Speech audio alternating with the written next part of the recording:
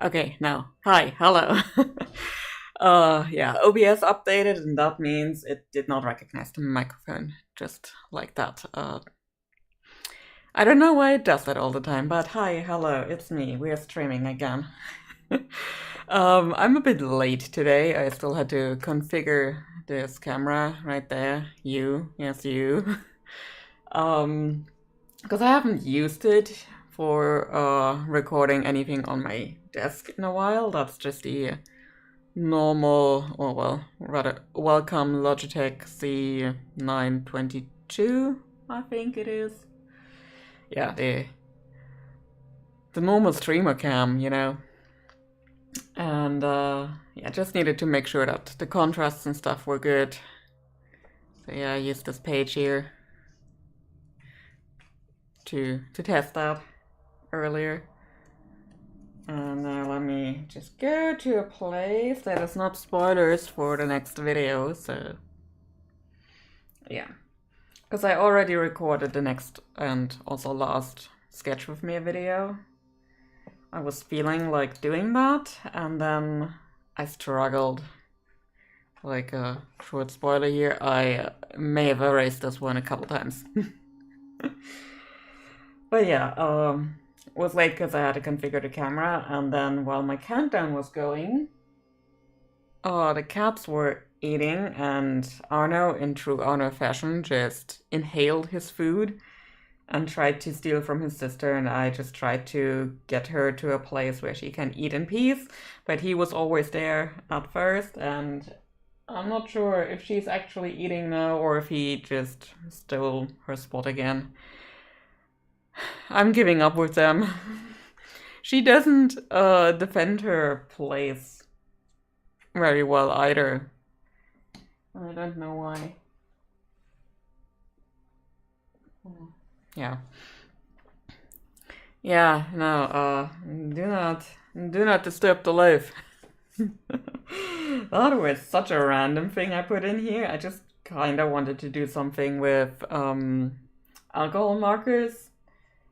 And I do have a lot of grays, because for a while I had only gray colors and a red, because red goes pretty well with gray for like red hotspots, highlights and stuff. And yeah, I haven't used my alcohol markers in quite a while. Also, hi Thomas, how you doing? Okay, so let me see. Yeah, I used them right there, but that was only 2 days before. And it's been a while since then that I have actually used them, and you're now getting spoilers for the eventual sketchbook sketchbook tour. Gosh, what was that with my voice there? Because you know, okay, there's something with alcohol markers here. But that was just me playing around with a couple new ones I got.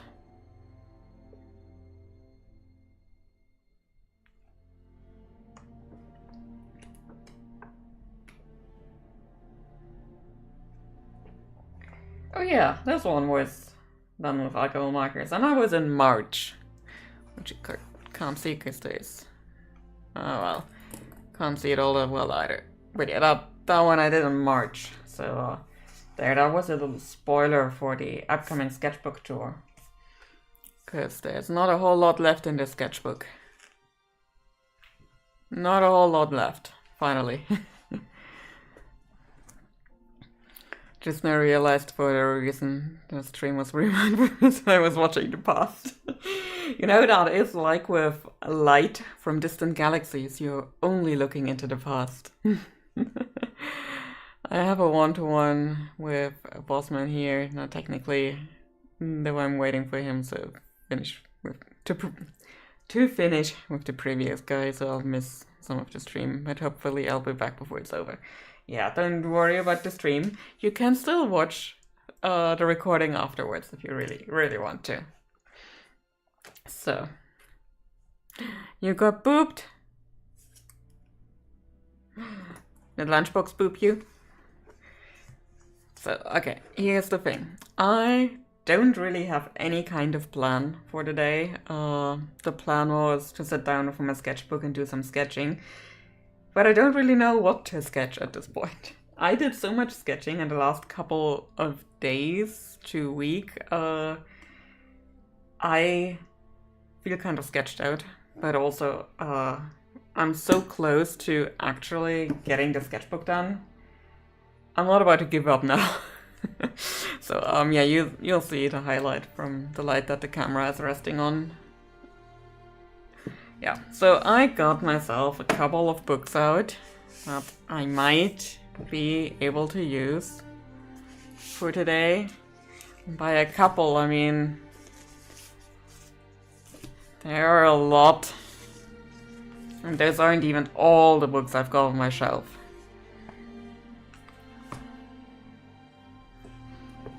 Also,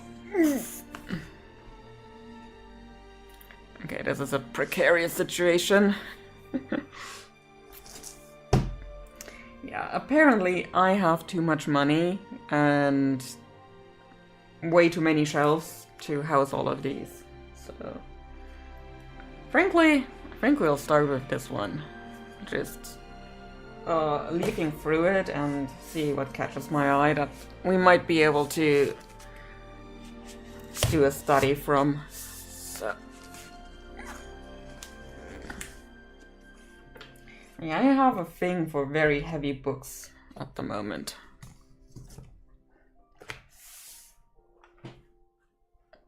Alright, there we go. I hope the glare is a bit better on the inside. Yeah, you can actually see stuff pretty well.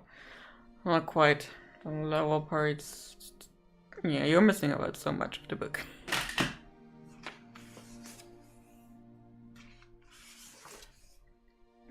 So yeah, I currently do have two weaknesses that I want to work on with my art, and that is architecture and creature design.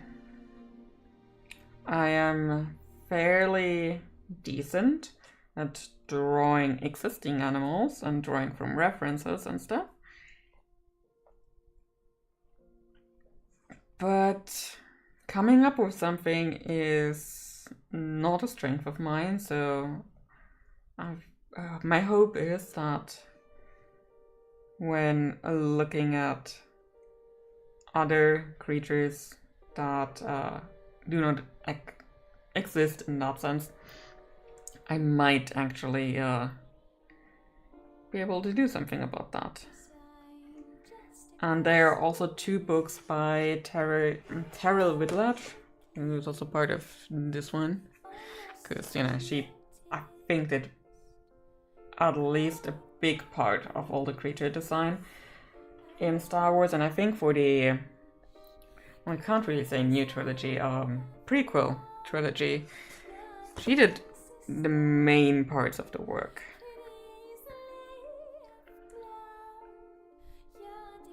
All that is just reminding me that I 1000% want to eventually put together an illustrated bestiary. Yes! Yeah, I think that would be fun.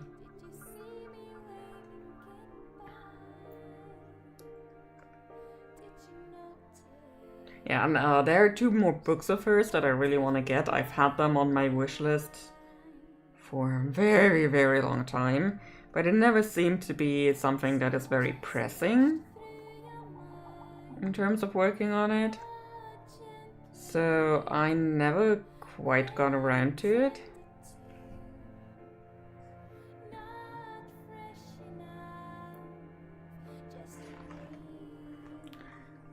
Also expensive because the other half the commission. That and printing stuff in color. Okay, now there's a glare. But yeah, printing stuff in color and with proper paper. Expensive. Very, very expensive. And believe me, I know, I printed comics. Expensive.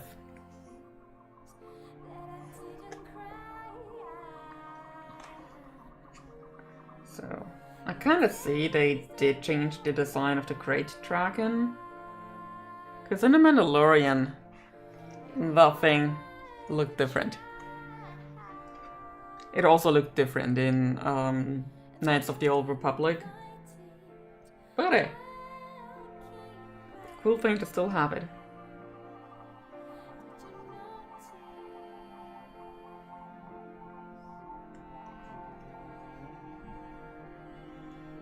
So the thing is,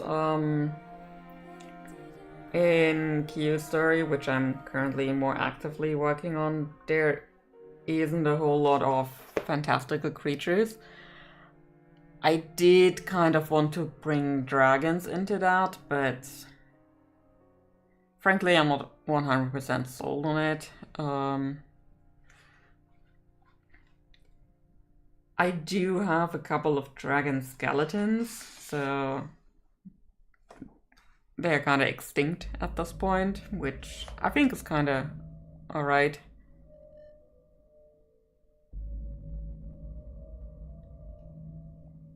I think I played Koto for a while, I think. Knights of the Old Republic had 2 single-player games. Like Knights of the Old Republic and then Knights of the Old Republic 2, The Sith Lords. And then they also had an MMO called The Old Republic, which I haven't played very much. So I can't really speak to that one. I really kind of like this whole how... Whoa, I think my camera is currently trying to die.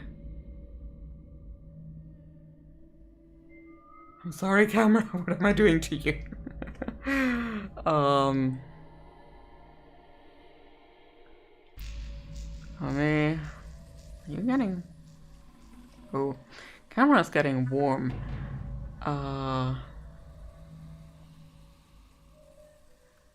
Let's see... Reduce the size a little bit, maybe. And just give you a little bit of a blurrier version of this. I think that is the best I can do at the moment. So, but yeah, well, there's not a lot of creature stuff in Q Story. I do plan on doing more of that in Archive of Lost Worlds. So, music's getting a bit loud on my end. Looking at my Steam library, it was The Old Republic. Yay! Yeah, I haven't played that one a whole lot.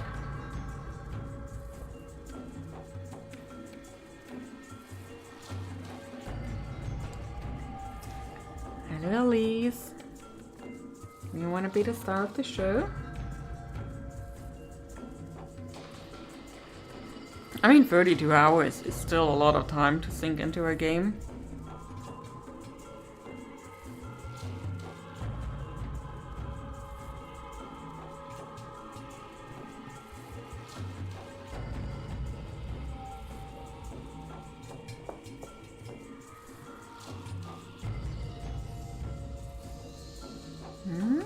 Sweetie girl, what are you doing here?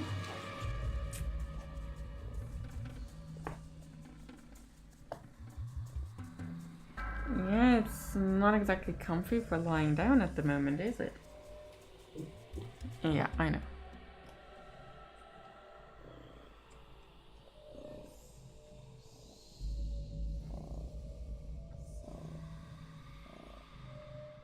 So we have a problem.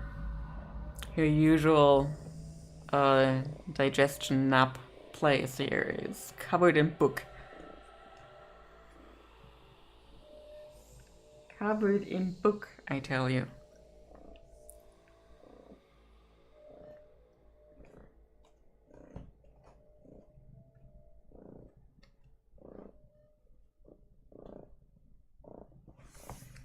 Wanna come over here?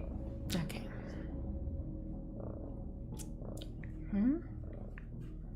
Oh, sweetie girl.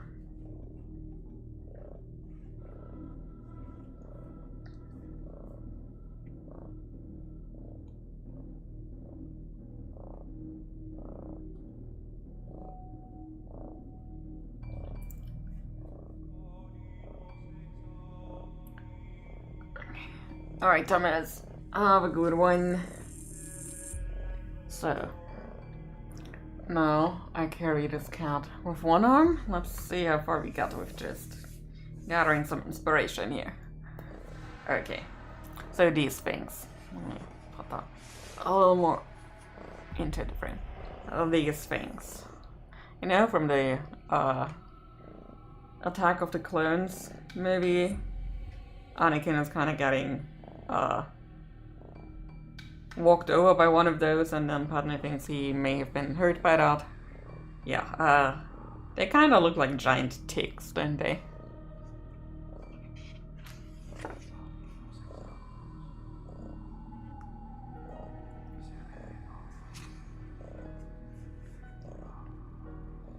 And having them ride a wall is an interesting one. Okay, sweetie, what are you doing here, eh? Hmm? Yeah, sweetie girl. But also, sweetie, I'm trying to do some work here. Yeah?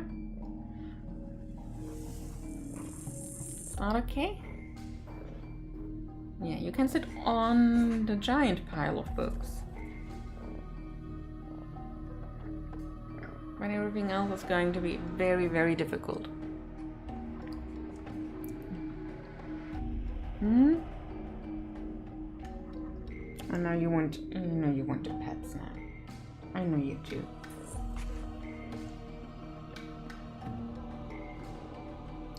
Nee, das wird nichts mehr. Hm?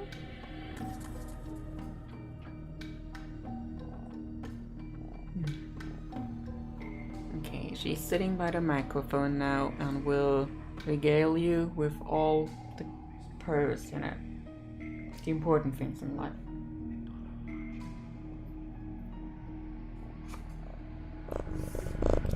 So.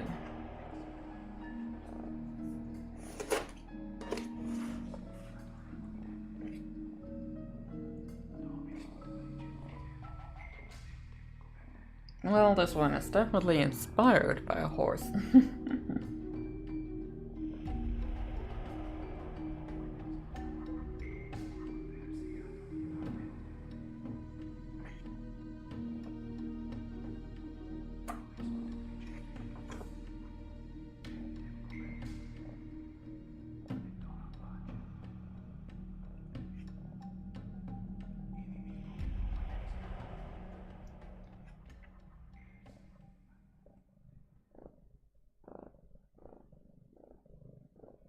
Oh yeah, there's always a bigger fish.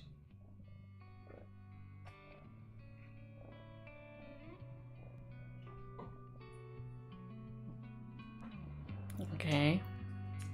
Did you hear your brother going wild? You want to join the wild side of life? Okay.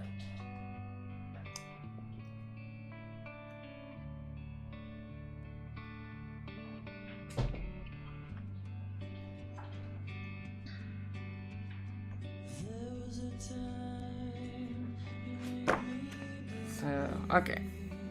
I got some ideas on what to tackle. Let's start with the comfort zone, which would be the tiny dragon, which I did draw on one of those Sketch With Me videos. Let's see. There he is. And I have kind of decided to reduce it to him having 3 fingers, like it was in the original drawing I did of him last year in August.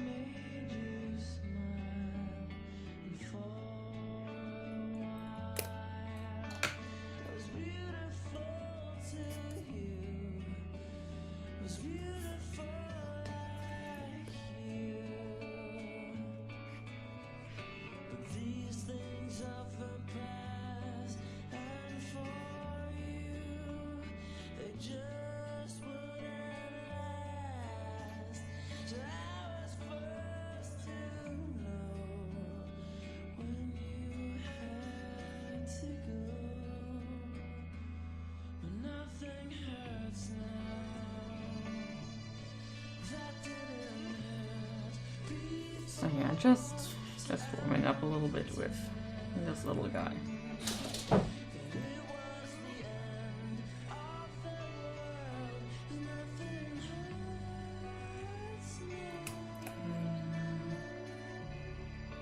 There.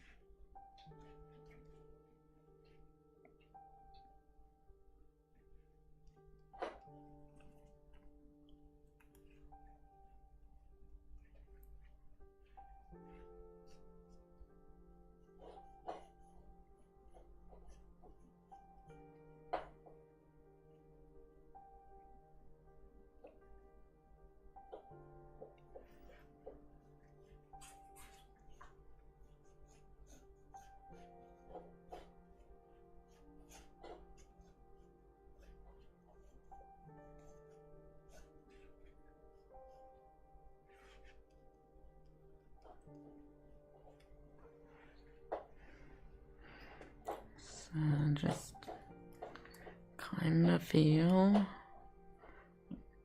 might be a tad too bright, and there was a bit of glare like up here.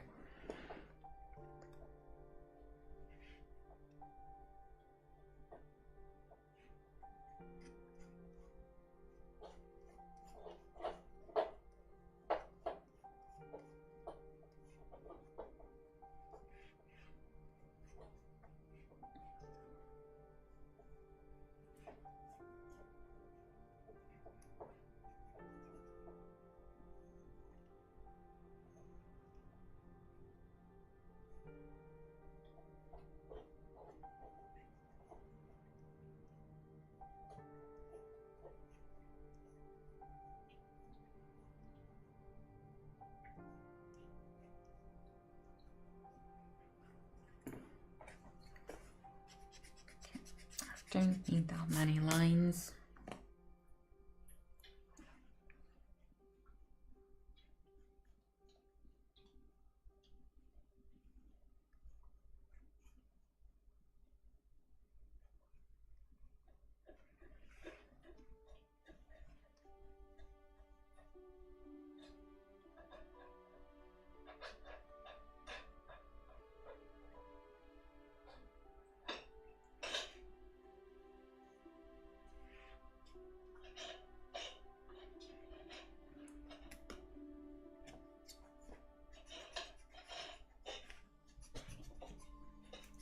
Oh, you're back. Hey, sweetie.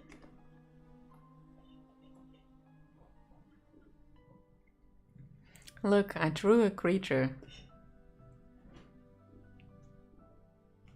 Her name is Elise, and she's the purriest of purring kittens.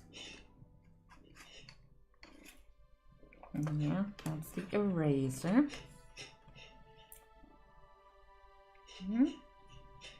Can I erase this kitten? No, it doesn't work like that. It doesn't work like that. I can do scratches with it though.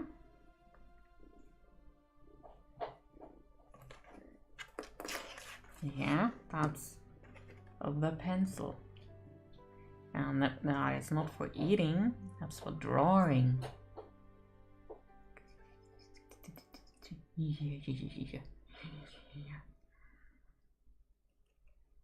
Nope, nope, nope, not for eating, not for eating. Mommy still needs the pencil. Can't eat it. No, no. Such a ferocious kitty, huh? Such a huntress, mighty huntress. Look, the pencil's dead now. You won. Hey, sweet girl. Yes. Hey, sweet girl.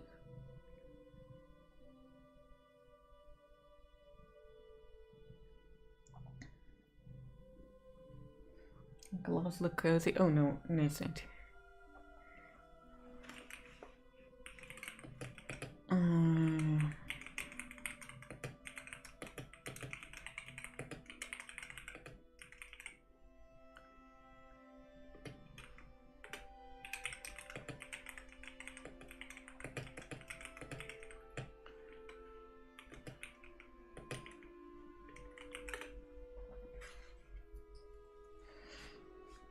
Yeah. I did them a couple years ago. I have no idea what I did to make them. It's been a while. I can at least tell you it has been a couple of years, because I still made them when I lived in the old apartment, and well, that has been at least 3 years at this point.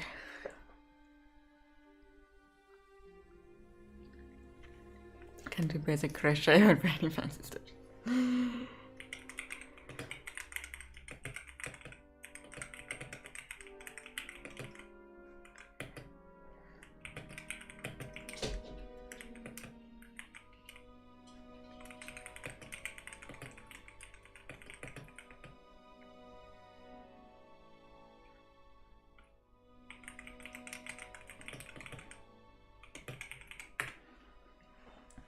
Like, there is another one. Oh, there is a second one.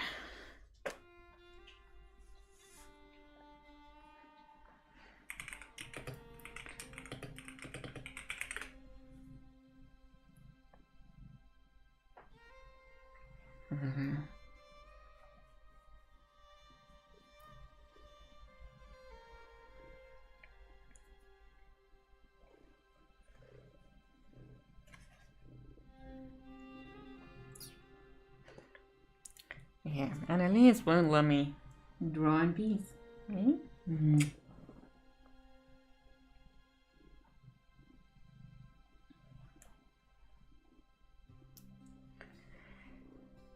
I've been thinking about another stream time, to be honest. You know, a time when the cats are asleep.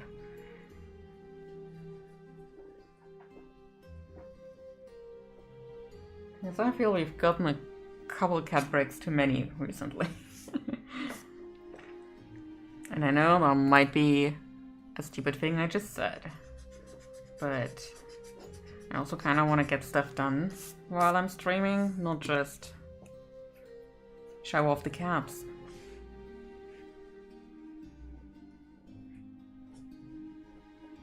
No, not for eating. Not for eating. Not for eating, no. No. No.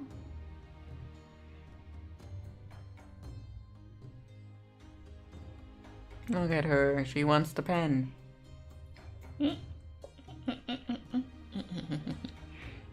Show your pretty face. Show your pretty face to the camera. Ah. You know, you don't even have the teeth to really chew on it.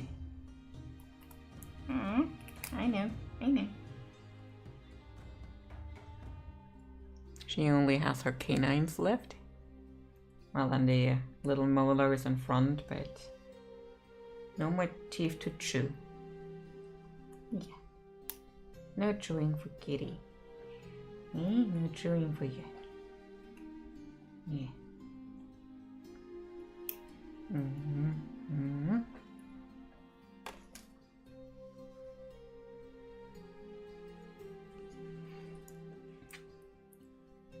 we are very productive today. Okay? We've looked at a book and we're playing with the kitty.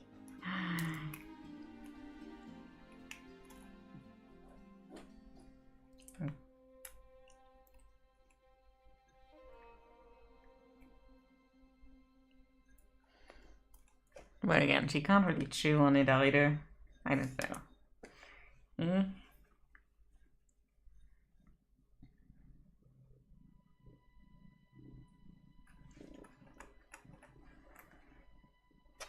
So what are you gonna do once you've picked it up? Sweetie girl.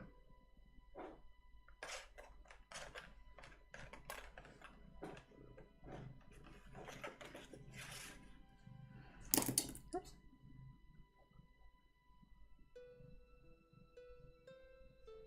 And now? What are we going to do now?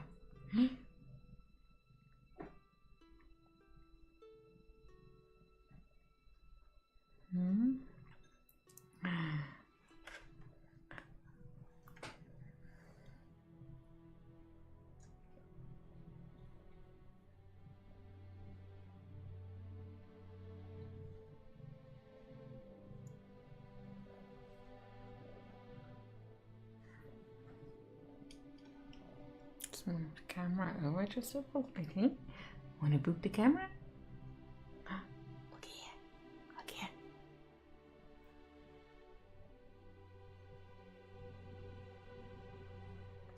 Okay. Let's see if we can't get her to boop the camera. So you're now seeing the tip of my pen. Boop. Boop. No. Okay. We're now having Project Boop the Camera.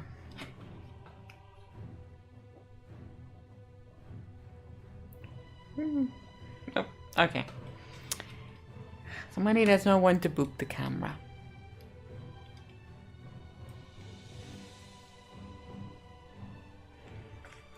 And that would be fine. Then someone could, I don't know, go to sleep somewhere. And mommy can work a little bit.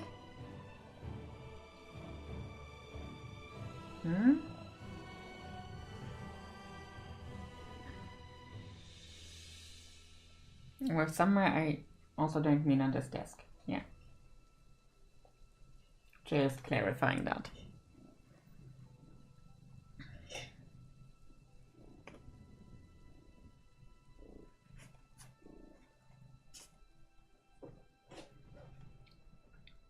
Okay. Now she's getting comfy here after all. Eh?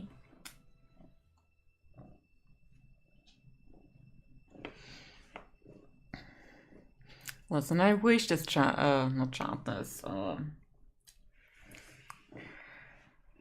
stream would be a little bit different, like something more actionable, like actually drawing.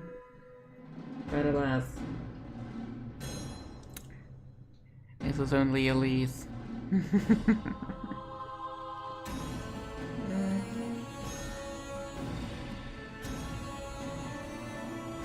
She's a sweet girl though. Sweetest of sweet girls.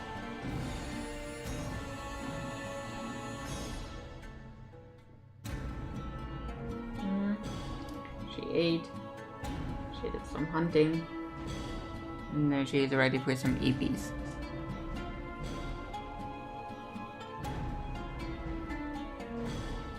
So, alright, we want to do some EBs. Come over here, come over here. Yeah. It's okay. It's okay. It's okay. There. How's that? Acceptable? So then I can try to do some sketching in hard mode. With the kitty on my arm. Like here. We're still here. So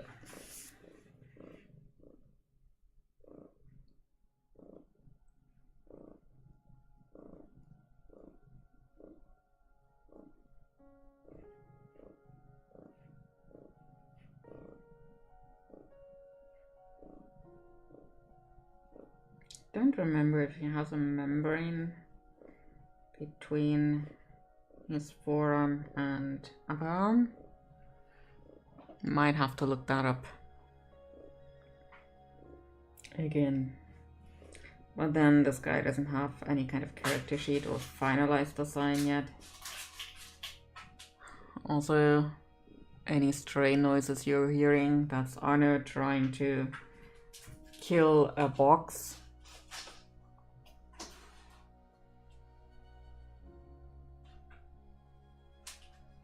And apparently that is what was needed to get Elise off the desk, eh?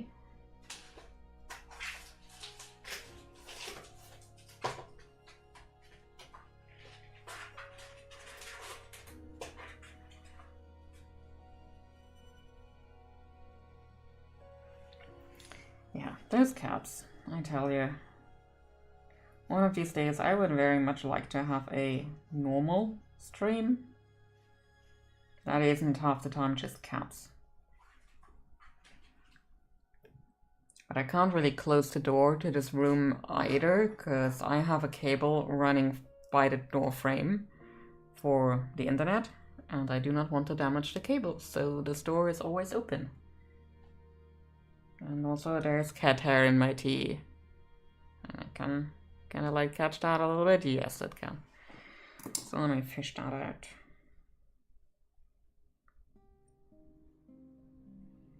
I mean, I probably have ingested so much cat hair already.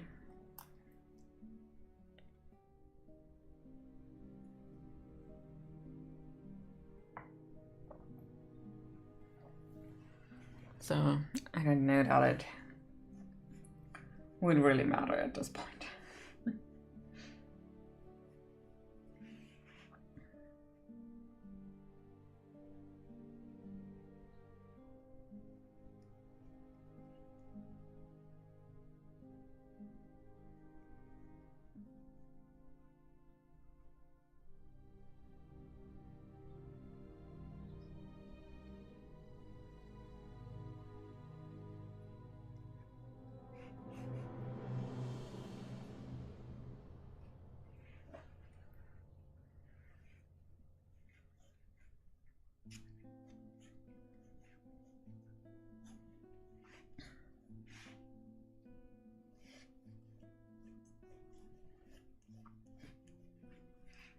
So the thought I had about this dragon is he is very small,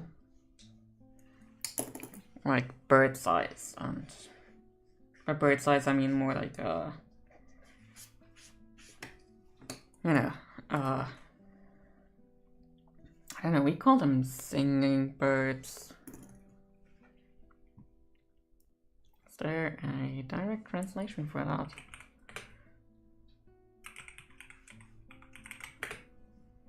Songbirds. Yeah, it was right then. Like songbird size. It was right there, really.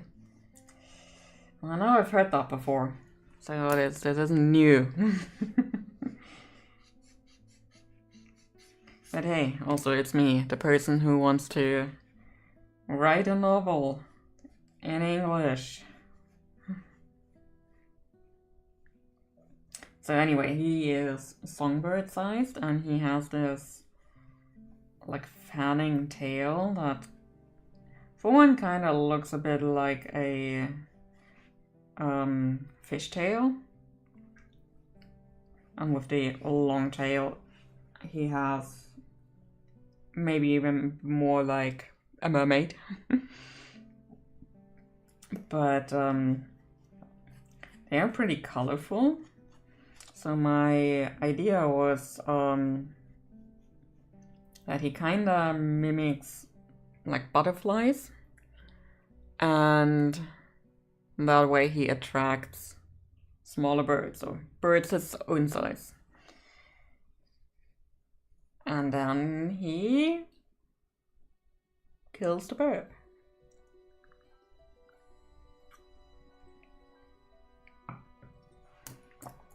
Like, I'm so erase this part of the branch I was drawing.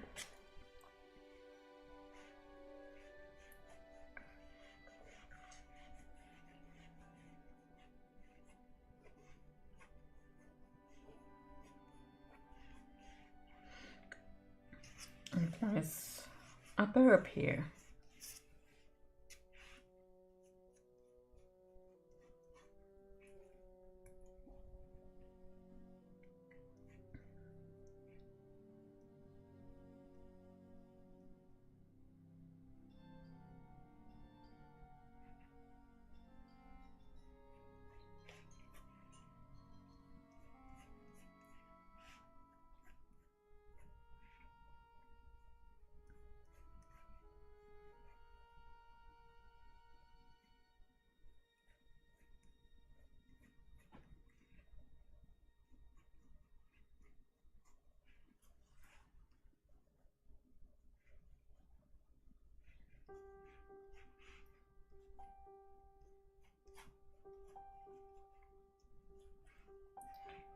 I feel like the beak is a little bit.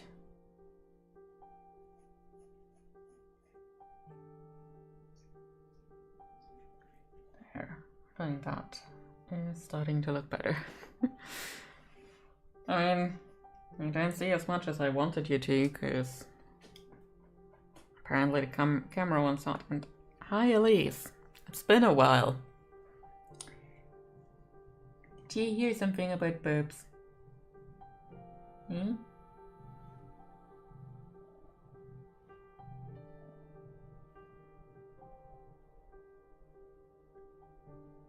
Hmm?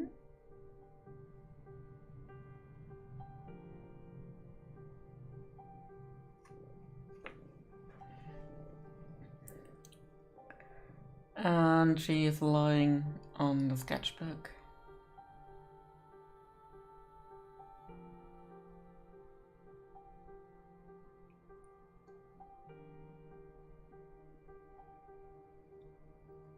Yeah, this is a fun stream.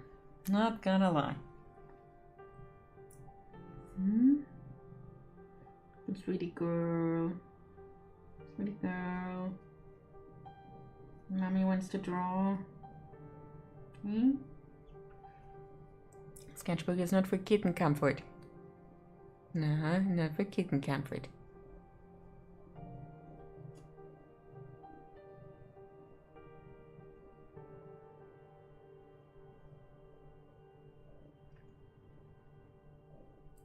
Hmm?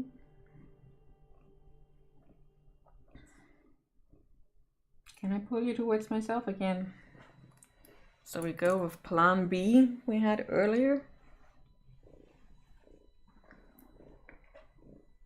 And I'm away, and there we go.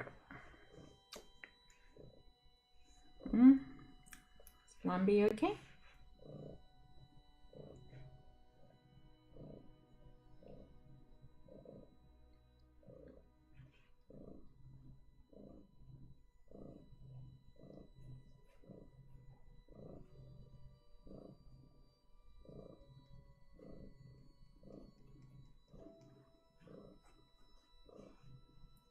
Okay, I think plan B is working.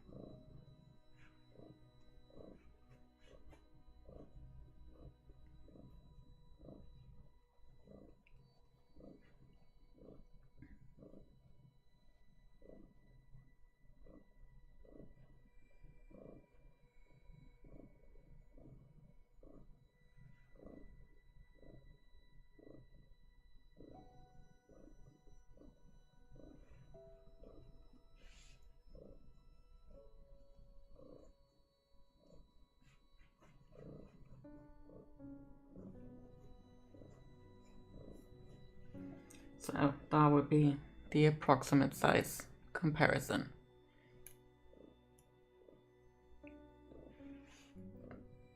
Not just a general songbird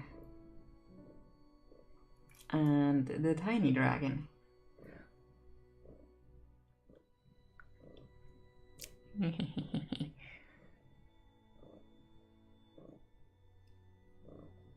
You're being an annoying mommy. You're being an annoying mommy.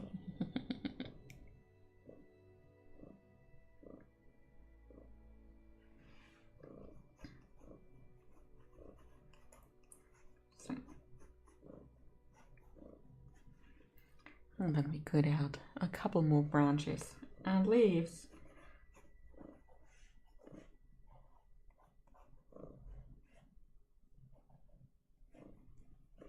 Yeah, so anyway, he has kind of like this butterfly tail that he kind of uses to attract songbirds. And then he has himself some poultry.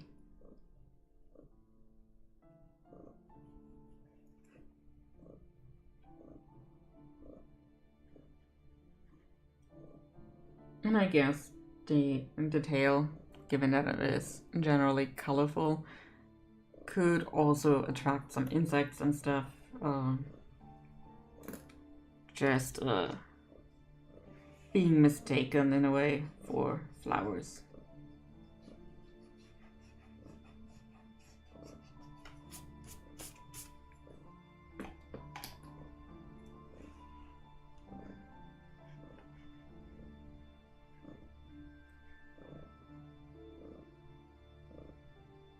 Yeah, so this cat here, she really has a good life, doesn't she?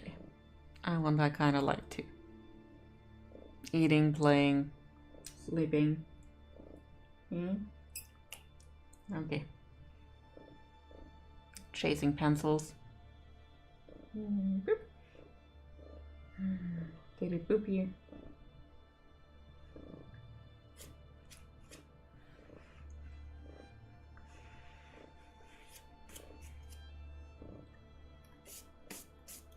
So, yeah, those two can basically coexist, and I don't mind that at all.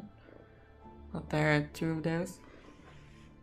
So, let's add something to this. Maybe they have both a common predator too.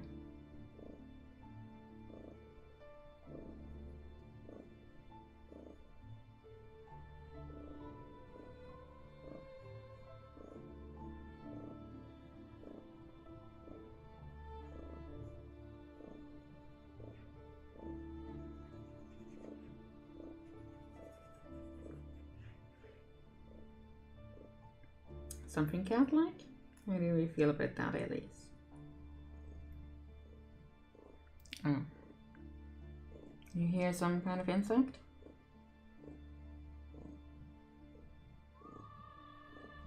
Well, you don't want to do enough to chase it, okay.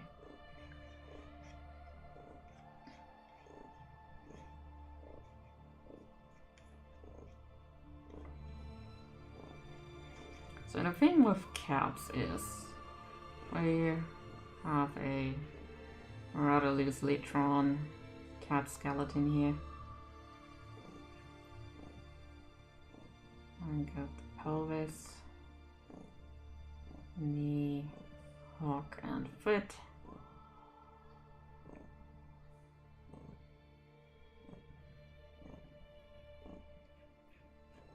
And there's the tail.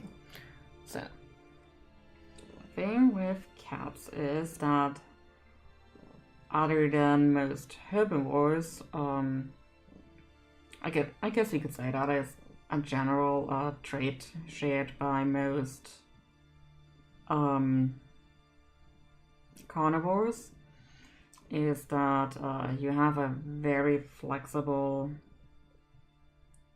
neck, then the rigid torso part where also the ribcage attaches to the spine, and then you have another flexible part of the spine and a little bit of rigidity in the pelvis area, just so the pelvic bones attach properly, you know.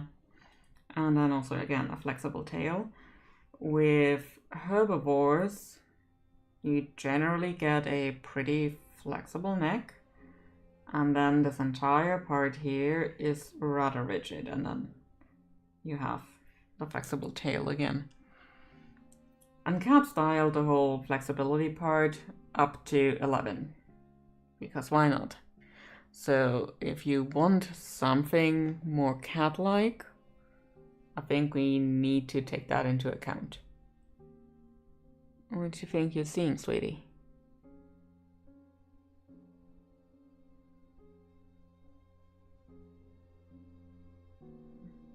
Hmm? Why are you sitting down on my sketch now?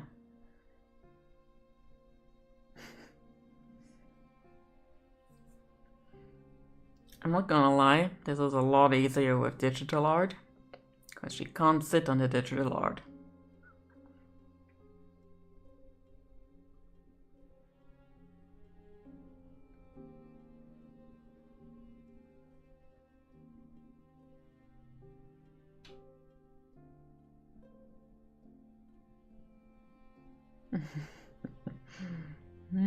Sweetie.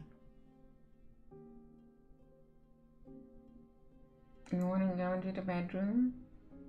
Get comfy on the bed?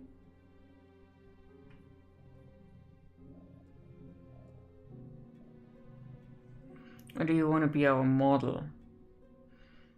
As you see, this part here, this is where the ribcage attaches. So this one is always rather rigid, whereas from here to down to the base of where the pelvic bones attach, caps are very, very flexible.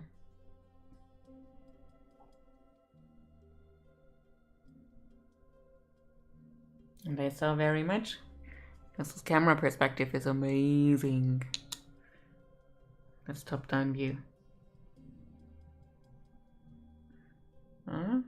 So you go.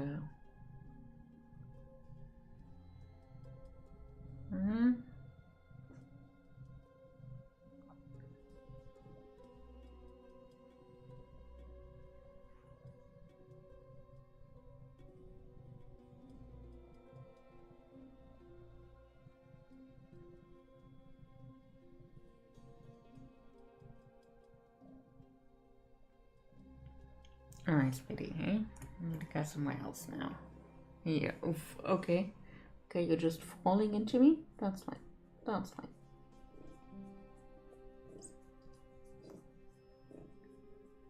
Just falling into me, okay. Somebody was ready for more sleepies.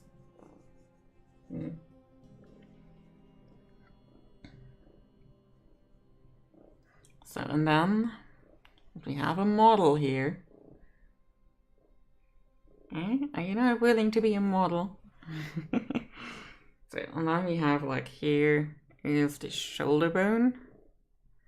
And the shoulder bone is not firmly attached to the ribcage, and that goes basically for all mammals. I'm not too sure about other animals, to be honest. I haven't really looked that closely at their skeletons yet. Yeah, frankly, I haven't.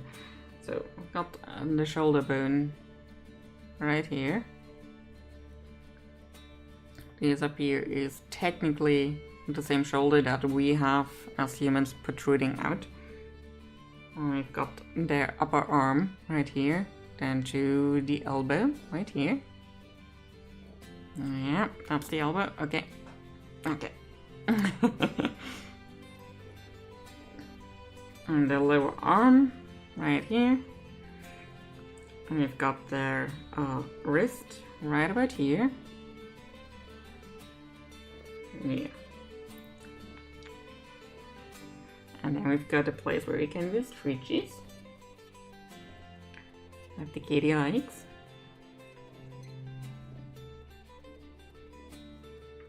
Oh, you want to show this one? Okay. No, you don't want to show this one? Yeah. Okay, and then there is a secret to cats.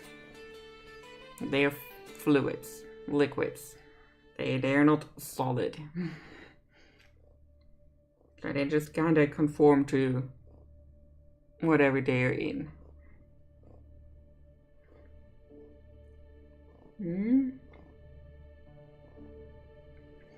So another thing with mammals specifically, would you be so kind and put your head inside profile for the camera, sweetie girl? That would be very nice.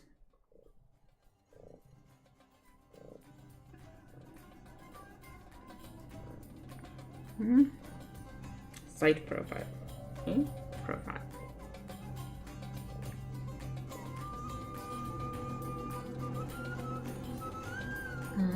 And which pictures until I have this add in a profile?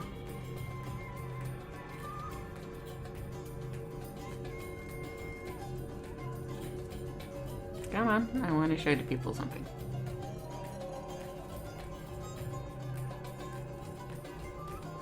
Okay, but you don't. I want to show it. Yeah, that's fine. Yeah, how about you're not sitting on my sketchbook anymore, eh?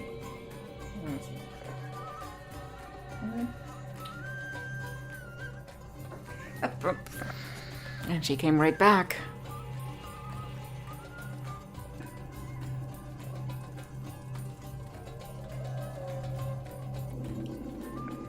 Very sweet.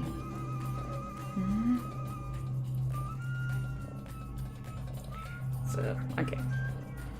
Where was I? Oh yeah. Flexible, rigid, flexible, rigid, and flexible. I know, sweetie. Come on. Me?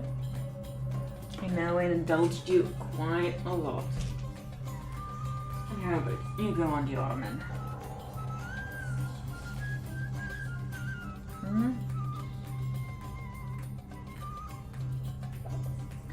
Okay.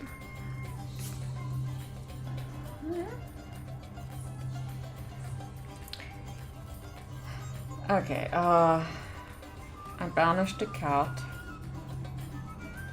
We'll see how long that banishment holds. Because I've been at the streaming thing for an hour now and I really haven't gotten far, have I?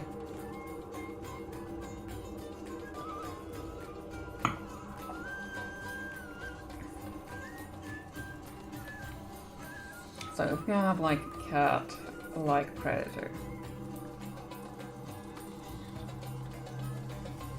We've got a skull base.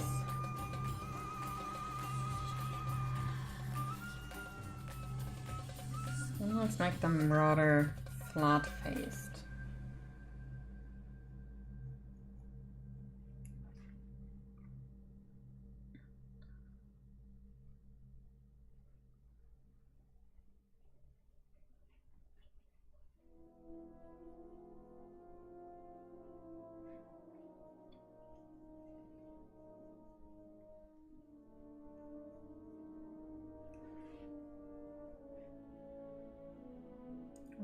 Let's make the ears more on the roundish side, otherwise they look too much like a cat. And while I'm at it, let's dab a little on the construction lines so they are not that obvious. So more roundish ears.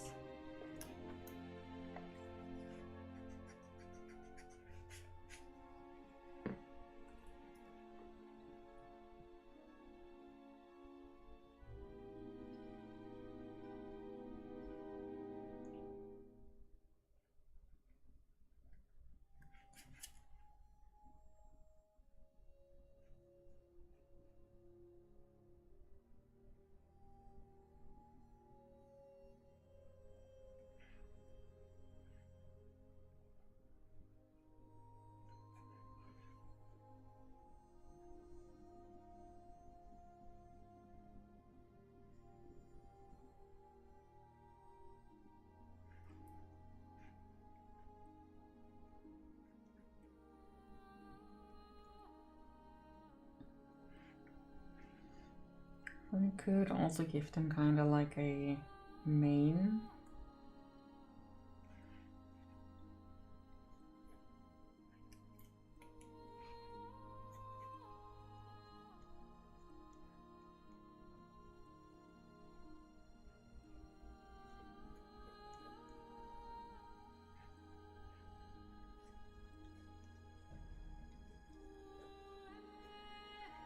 Maybe they got more of a rounded back. And also maybe a little bit more elongated.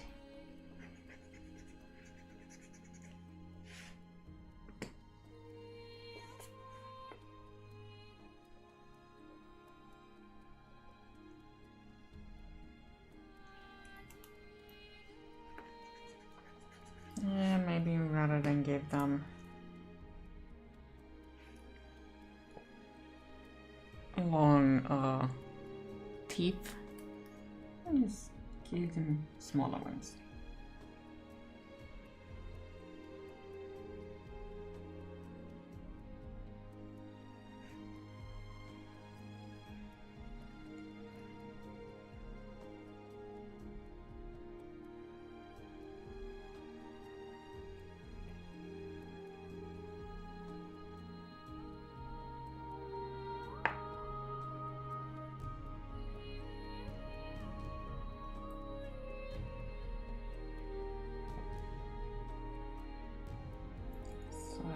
Just ghosting in there.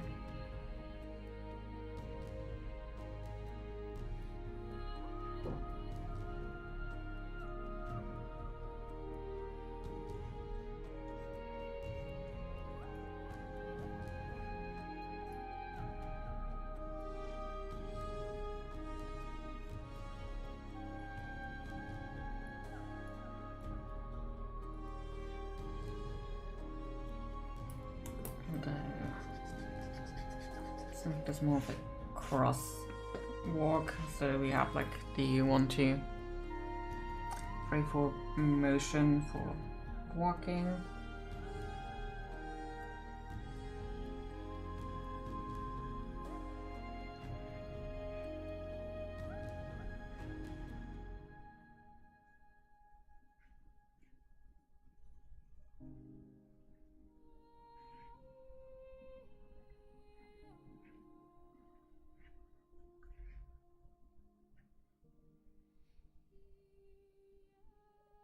So I could kind of see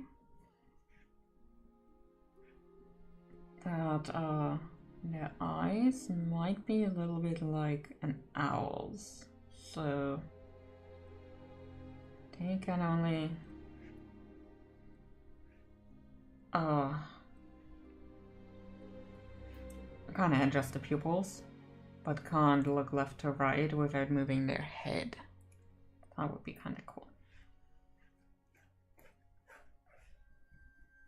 So let's give them a big fluffy tail, because why not?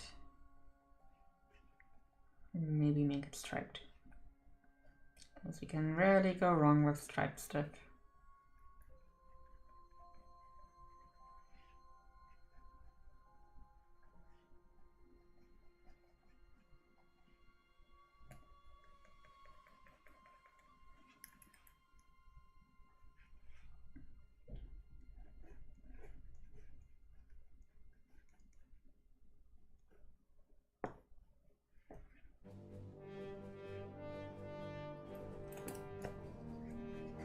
Maybe where the nice crackling mane though.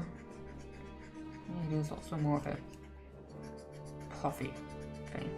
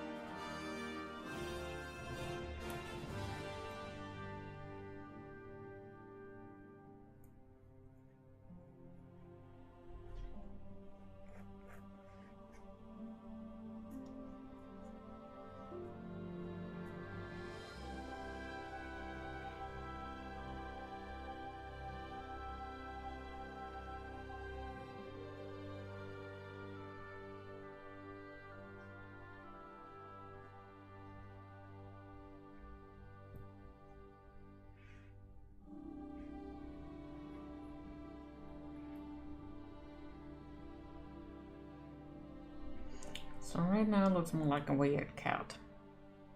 But that's fine, I guess.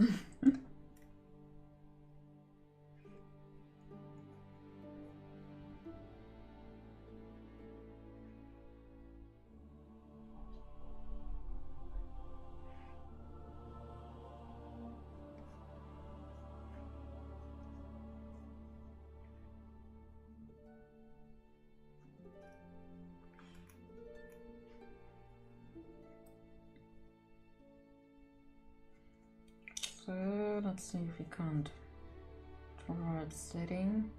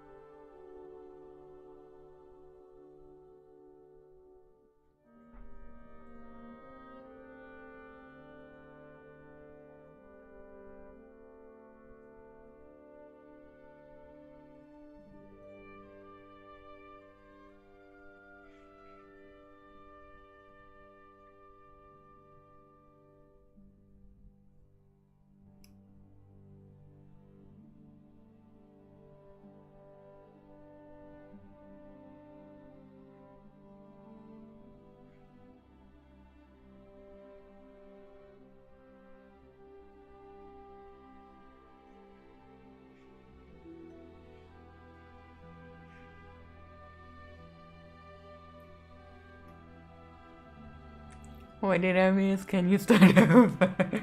You missed a whole lot of Elise making sure the stream was about her. That was a lot of the stream to this point, actually. She wanted to be a model for something I kinda demonstrated up here. But I can reiterate what I said here. This is a very loose skeleton of a cat. Let me put that up a little bit. Yeah, kind of like this, so you can still see what's going on up here. Or let me see if I'm making this a bit darker. Ha! I might actually be a bit more clever. So we've got a skull, we've got a ribcage, and we've got the pelvic bone.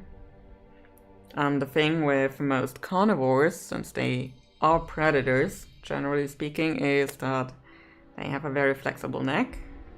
And there is a bit of rigidity in the area of the spine where the ribcage also attaches. And you got a part of the spine, the lower spine, we would say for humans, because it is actually lower. That is very flexible in predators, and cats have that dialed up to 11. I got a bit more rigidity again in the pelvic bone, just so everything attaches properly there. And then of course the flexible tail. With herbivores you kinda miss this flexible part here, and you have a lot of rigidity.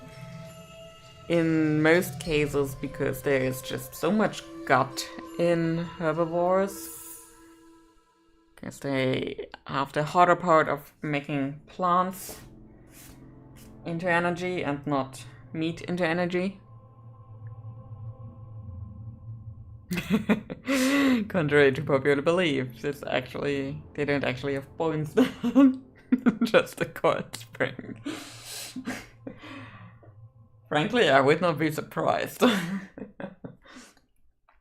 So, yeah, there is a whole lot of gut there for herbivores, and they need that kind of rigidity, so that gut is not squished too much during running, jumping, whatever. So, yeah.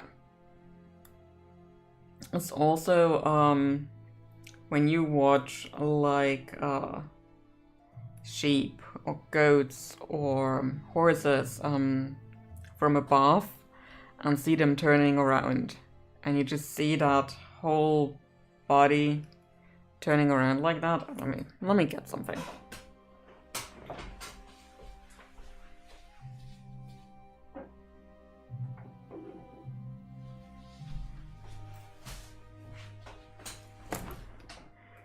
Schleich figurines. You can see them turning around. Their entire back actually doesn't move as much. Like the entire thing moves, but everything here where a cat would have that that flexibility in the spine, they do not. Also, this is a donkey, I know. This is a horse. Goes for both of them. Ew. This horse has scuff marks. Now I would show you on a feline Schleich figure. Let me get one too.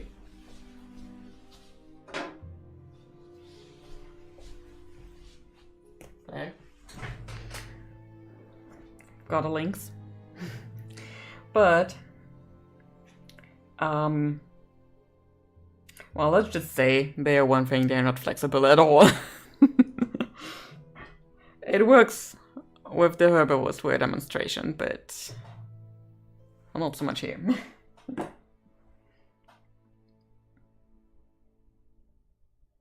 Also, these figurines have stuff written on them. Like it's part of the model, just so everybody knows. Oh, showing the private parts, I'm sorry.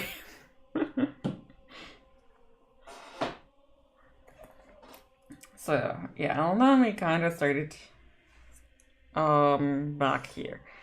So we've got the tiny dragon that I've been drawing a couple of times so far. And just for a regular size comparison, this is just a songbird of some kind. And the tiny dragon's tail kind of fans out. Kind of like that. So it does look a little bit like a butterfly. And it is colorful too. So my thought process there was that it just kind of hides in the foliage and lets the tail dangle or make the tail move, you know, that kind of stuff, and attract birds that way in hopes that they want to eat that tail, and then he just kind of snaps. Chink. So that is why I drew a songbird in precise comparison. And then I figured, hey, let's look at what kind of predator there might be. So we kind of got started on this. It looks a bit goofy. Yeah, but I figured like the eyes could be kind of like an owl's. So the eyes themselves do not change direction, and that has to happen in the spine attached to the skull. And I thought that would be kind of cool. So when it needs to turn around, the entire neck is turning. And since it does have a bit more of a plushy part up here, because the neck otherwise would just go like this, we could kind of get, you know, this little bit of a not a cone, what's that thing called? Let me look that up.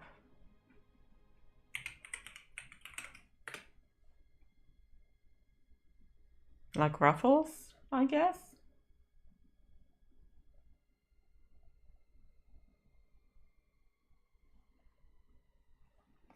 Yeah, anyway, that could be kind of fun.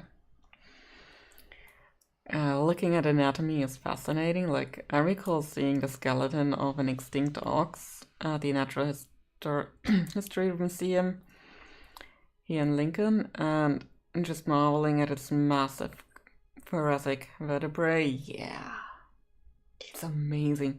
Like, also how, like with buffalo, for example, their entire shape is very massive in the front.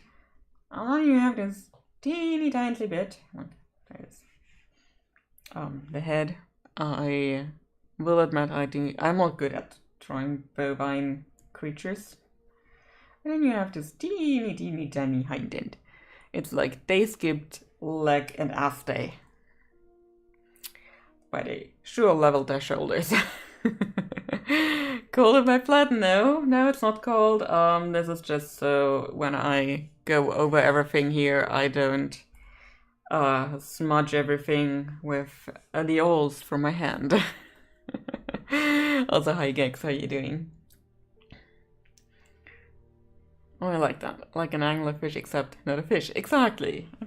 He is attracting them differently. So, and since the tiny bird in Archive of Lost Worlds specifically is basically outside of his natural environment, because his world got recorded and is lost. Well, not lost in that sense, but it does not exist anymore, because the archivists and gatherers of the Archive of Lost Worlds go out just before a world is about to be lost, be destroyed for whatever reason, and they record it and then take this recording back to the archive. And Sieba would be this lovely lady with the orange hair. Kind of scooped him up and took him with her. She has a habit of taking home strays, some would say. So he's kind of like a fish out of water or a dragon out of water. But that also means the songbirds that do live at the archive grounds have never seen that, and they fall prey, I tell you, because they have nothing to learn from here.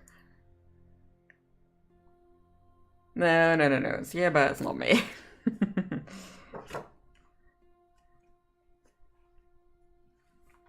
Let's see, where is it? Okay. She's an elf lady. Wow, it's some of the first sketches I did of her. And that was me figuring out her outfit. And I put in some construction paper so I could draw on top and still see what's underneath. Because I didn't want to draw her again, so I figured let's do this in a smart way. And then I did that again, just with a year at it.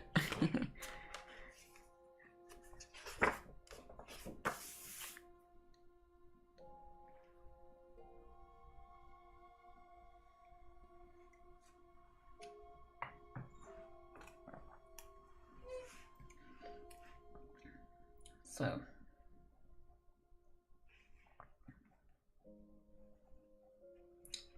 I guess a buffalo would look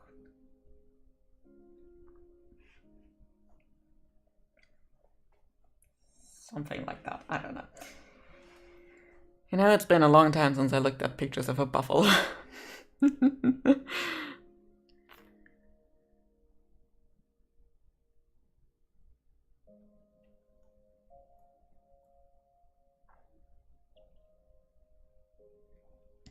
I need to find this one creature I thought up.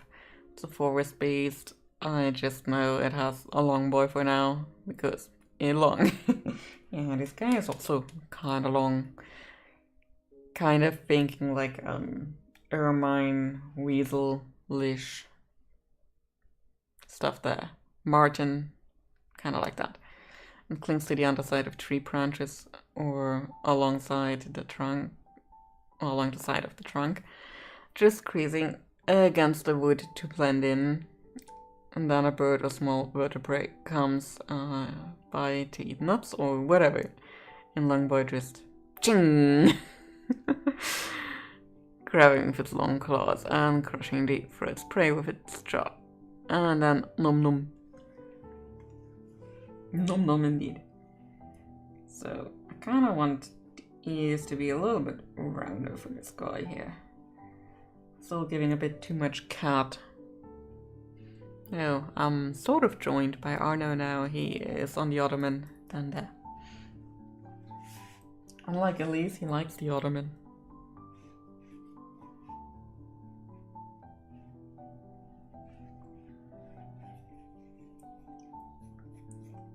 So, let's see. I'm sorry. Oh, I said your name, didn't I? Yeah. I did. But I'm still working here. Yeah. Not that you care, eh? Not that you care. So, we're going back to the MO of the stream, which is have a look at Elise. Because she wants to be looked at. Yeah, okay.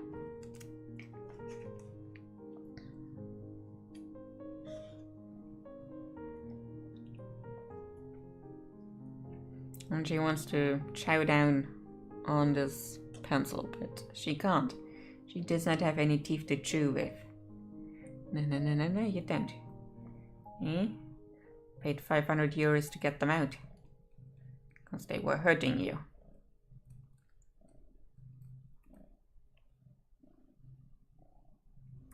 And now you want to chow down on stuff. Eh? Sweet guy. Happy you do though. Yeah. She has few teeth. Very, very few teeth. There is a photo of her where she was yawning and was just the tail end of the yawn, and she looks so pissed. So come here, sweetie girl. Come here. Oh, look. Come here. Look.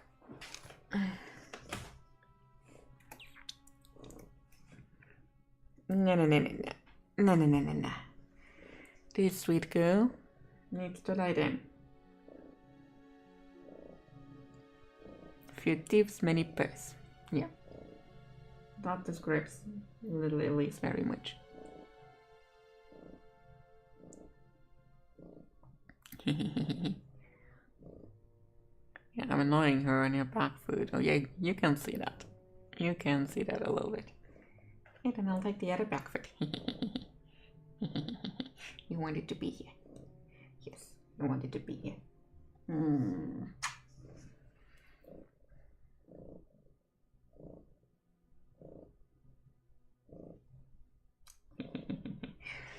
I mean, she's the cat that already bit me before, so she knows what she can do to stop this when she doesn't want to.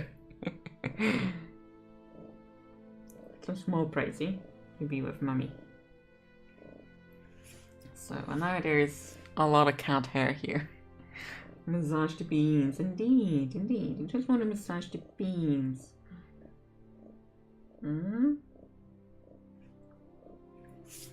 There already is a lot of cat hair here. I wonder who might be responsible for all the cat hair up here. Who could that be? Who could that be? It's a mystery.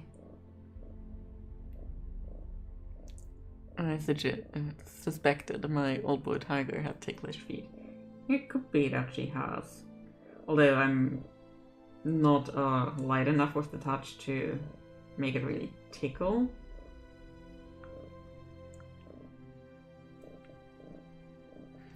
But I weave my mittens from cat hair.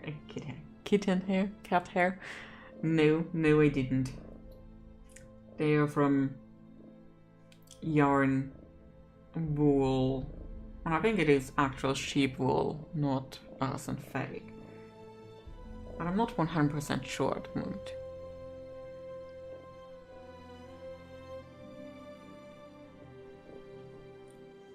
Sweetie, no. Do not put your butt on my cup of tea, please, and thank you. That would be very nice if you could resist that urge.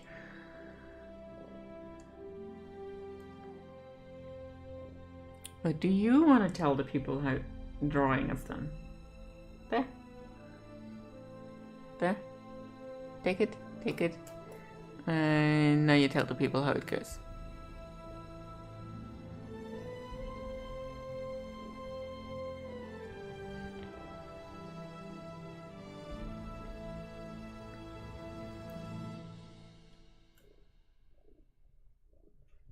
My other old boy troll liked holding hands. He would hold his paw if I squeezed it. He'd squeeze back.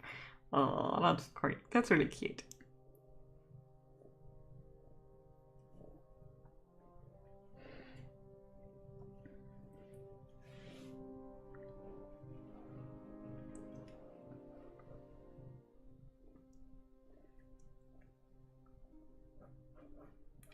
So let's see if we can't draw over here if the other part is in use.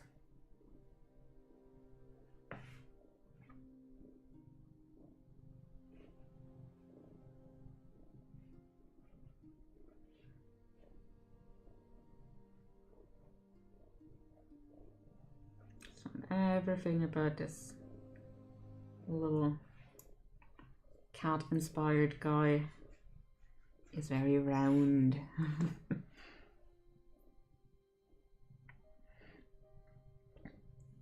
Alright, bye bye vid.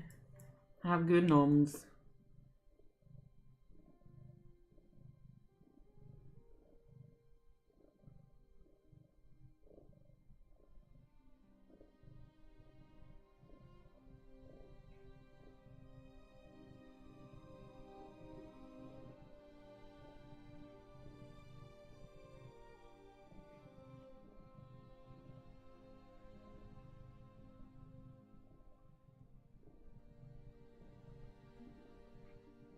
So I think what this guy would probably be, since I do want to give him like the owl-like eyes, that he does have a stare that might have driven some people insane, because it is kind of unrelenting.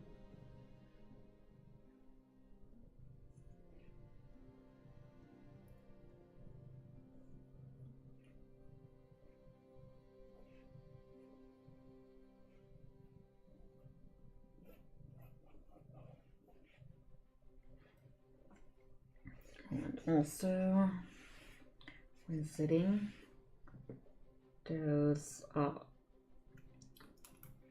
the spine probably more like a curve this way rather than going straight down like it does with a cat, because I made long boy and shortish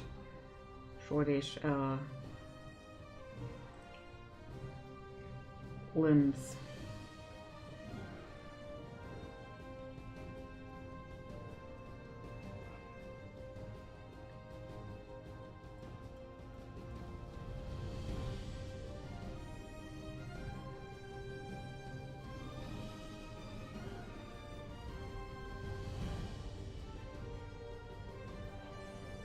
And there's a fluffy tail.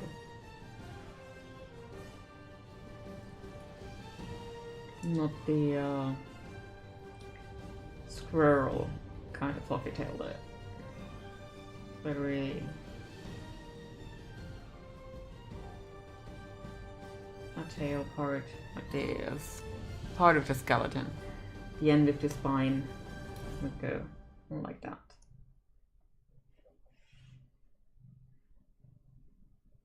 Oh, I got some stripes. Are you falling asleep, sweet girl? Is this really comfy?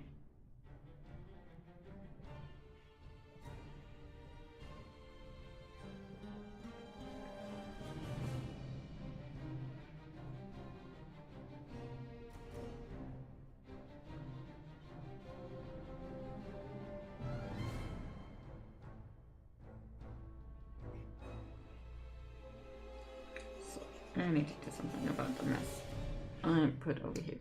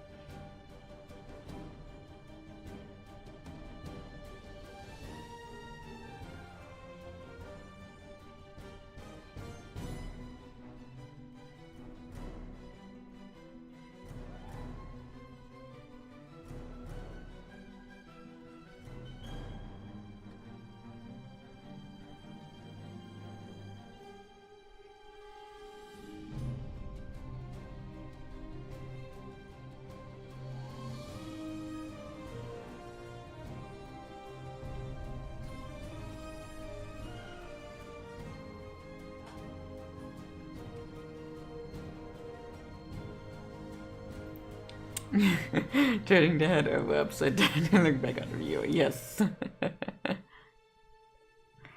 Oh, I do keep a laser pen on my desk. It's right there.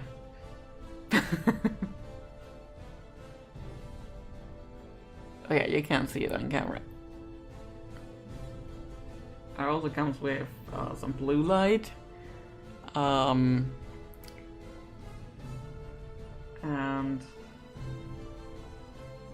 oh yeah, this is also one I think that has different forms now. Okay, you can't really see that very well. Alright, a little bit. So this is a butterfly.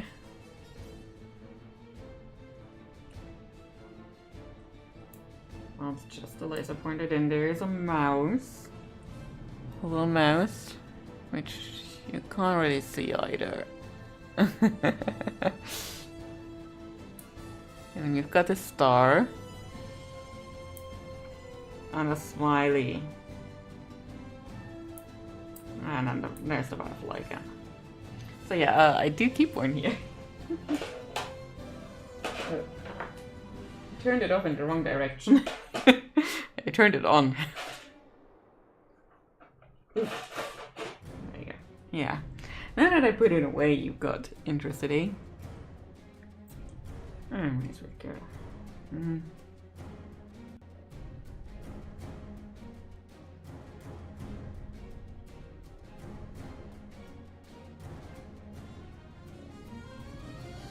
Oh, also, when did that happen? Whoops. Yeah, so this is a chaotic stream. If you haven't noticed yet.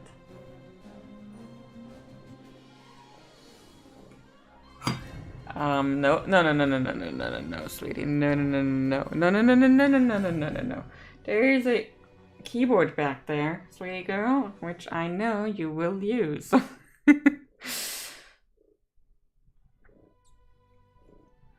You do not want to know how I died in Lies of P the other day?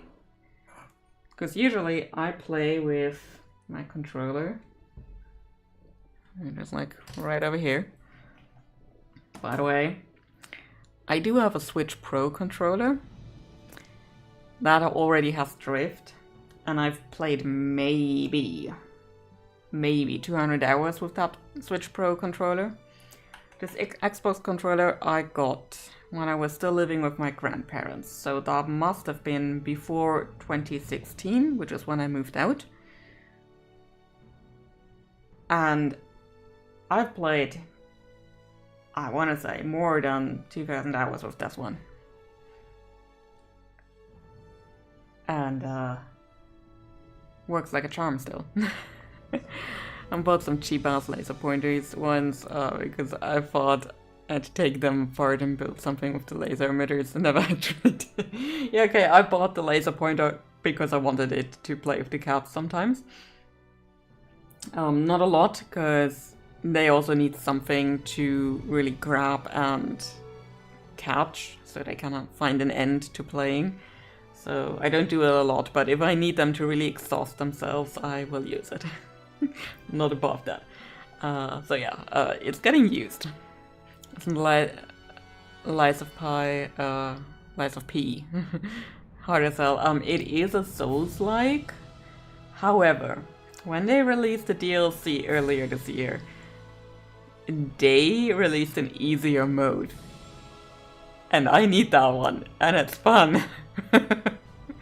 So I actually get to experience the story. I still die a couple of times, so... I mean, a couple of times I die being very, very stupid, because I walked off a ledge and there was literally nothing down there, so... Oops. You know, as things happen. But, yeah. I'm very happy for the release of an easy mode.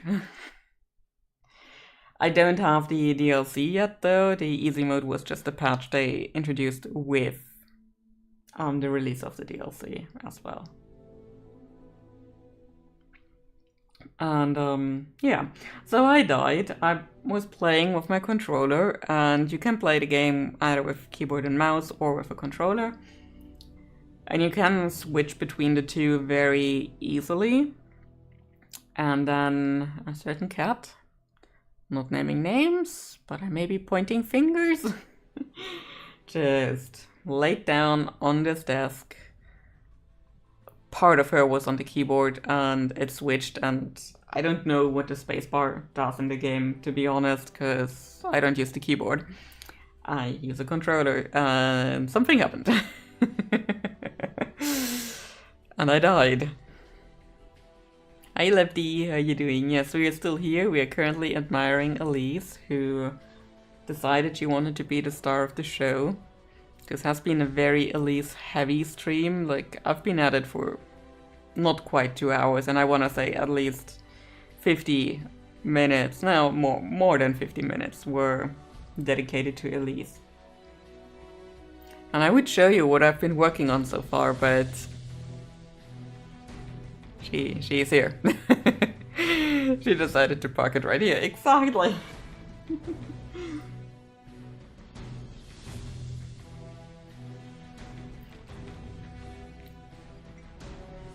So, yeah. So I've been talking about my experiences with Lies of P instead. Because earlier Elise tried to lie down on the keyboard, or at least part of her tried to lie down on the keyboard. And yeah, she may have inadvertently killed me in the game. May have, eh? Could be I just did that thing by myself. I mean, it's fine. Really all I'm losing is a bit of like experience points in a way, because you collect this thing called ergo when you kill an enemy, or sometimes you just find it in chests or something. And when you die, your ergo basically reduces back to 0. But if you make it back to the point where you died, you can collect at least most of it again. It depends a bit on how hard you got hit on the way there.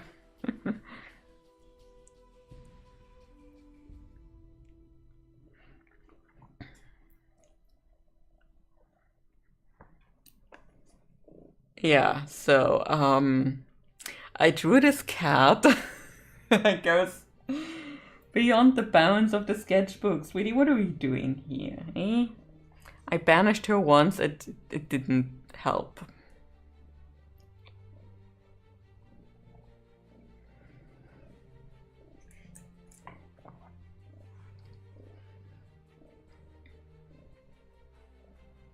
Sweetie.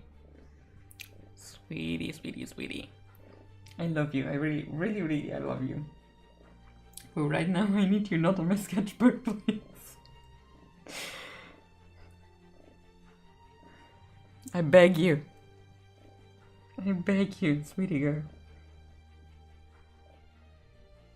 Oh, she's immune to begging. Unless she is the one who does the begging. Also, so you're in the Fingerless Gloves Club. Yeah, I made them myself a couple of years ago. Did some crocheting, and I like this one a lot better because you've got the color gradient a bit more. This is this kind of yarn that has like a medium, a dark, and a very light in there. The camera is picking it up more or less. And then there was a lot of dark, and then just the very light stuff. So I like this one a little bit better, but yeah, they're comfy.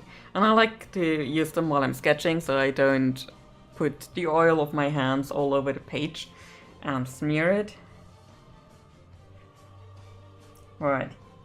Am I moving my hands too much up here, eh? Is that scary? You know you have nothing to fear from me, eh?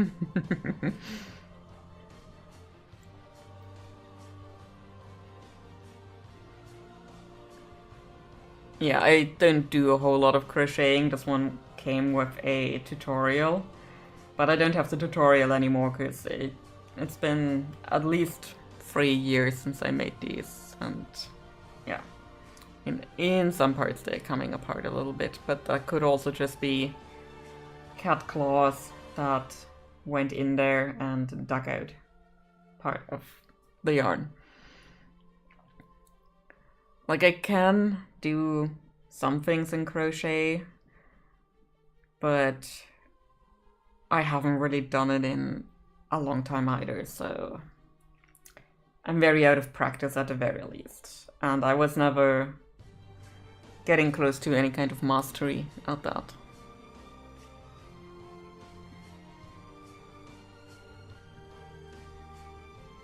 So, sweetie, would you be so kind and move?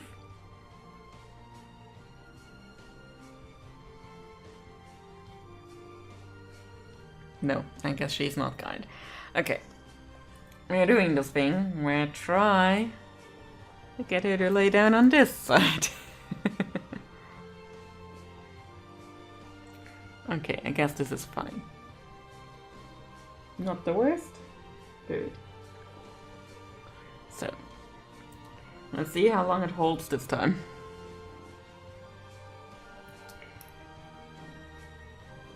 So there are things here.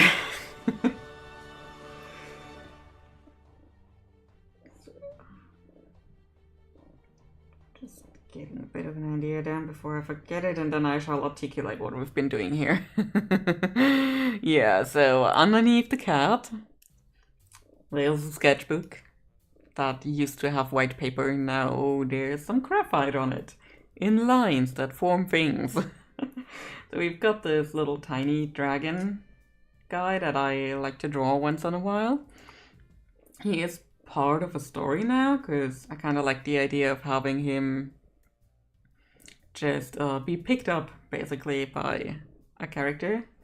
And by a character, I mean... there. I mean Sieva, who got drawn with some smoochies. So yeah, that's it's kind of like for the other story I'm working on, not Chaos Story, but Archive of Lost Worlds, and he's basically probably the last of his kind too. That is kind of a common theme in that story, because the archivists and gatherers for the Archive of Lost Worlds go to worlds that are about to cease to exist for various reasons, record them, and take those recordings back to the archive. Sieba is one of those gatherers, and she sometimes also gathers little creatures. And sometimes bigger creatures. Oh yeah, same. Honestly, that is, I want to say, the first-ish time that I really consciously drew smoochies. No, the second time, actually. There was a part of my comic where I did that. Now that I'm thinking about it. But it's been a while. So yeah. Oops, not a spoiler. So, yeah, he is kind of part of that, and his tail can kind of fan out, and since it's also colorful, it looks a bit like a butterfly.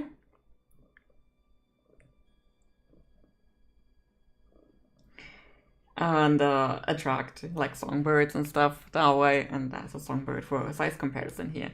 So, the thing with the apple. There's actually a meme kind of out there in artist land,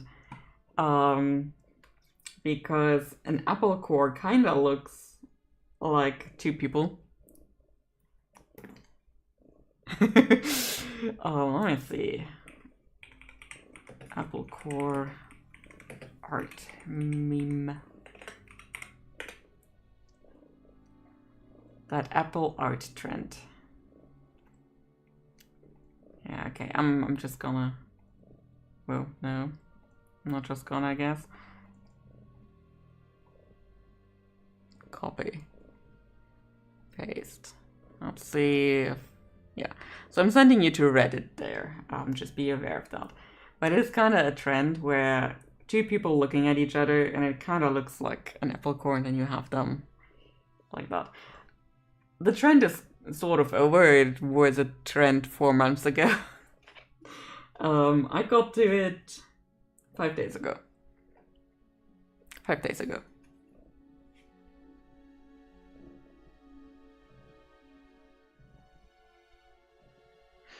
It's been so long, yes. Again, it's been 4 months ago. I am not good at doing trendy stuff quickly. And I also didn't really have, like 4 months ago, I'm not sure I actually had parts of the story for Lost of World, yeah. Archive of Lost Worlds in place at that point. I'm not sure.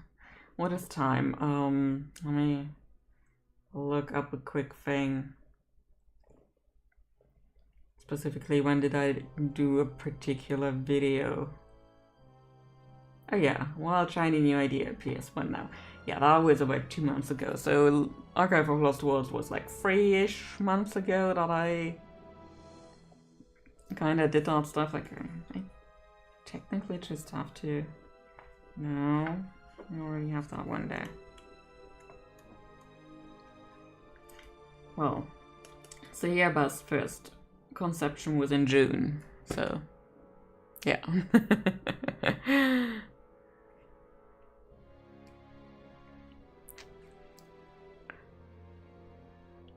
So yeah, I'm not good with being fast on trends, which is probably why my marketing game sucks.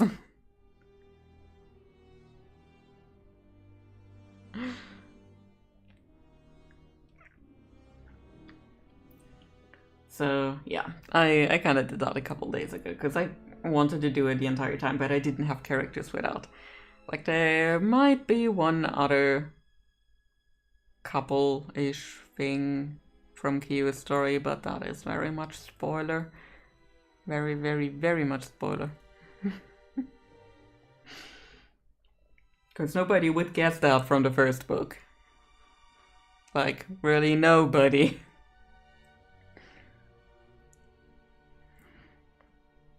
I do vaguely remember that. Maybe it's been so long on it that I read that. I've seen that illusion illustrated using a vase. Yeah, with vases, that's also pretty common.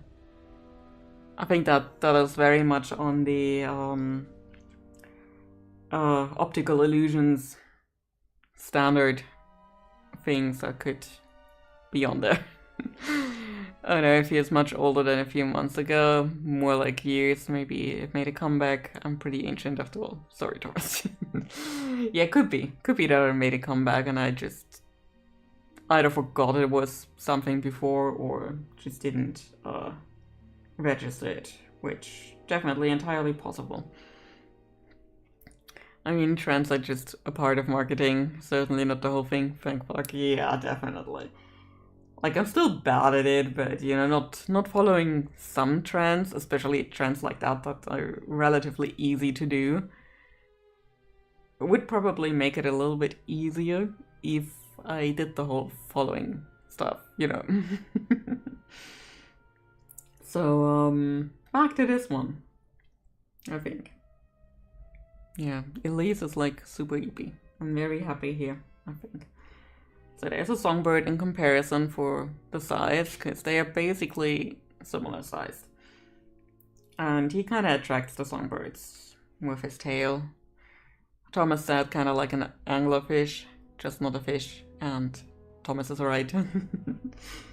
And yeah, then I thought like, hey, how about we design a predator for both of those?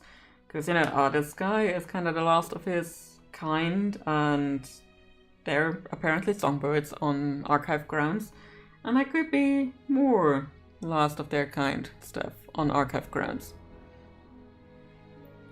And I thought something cat-like, because I've got a cat.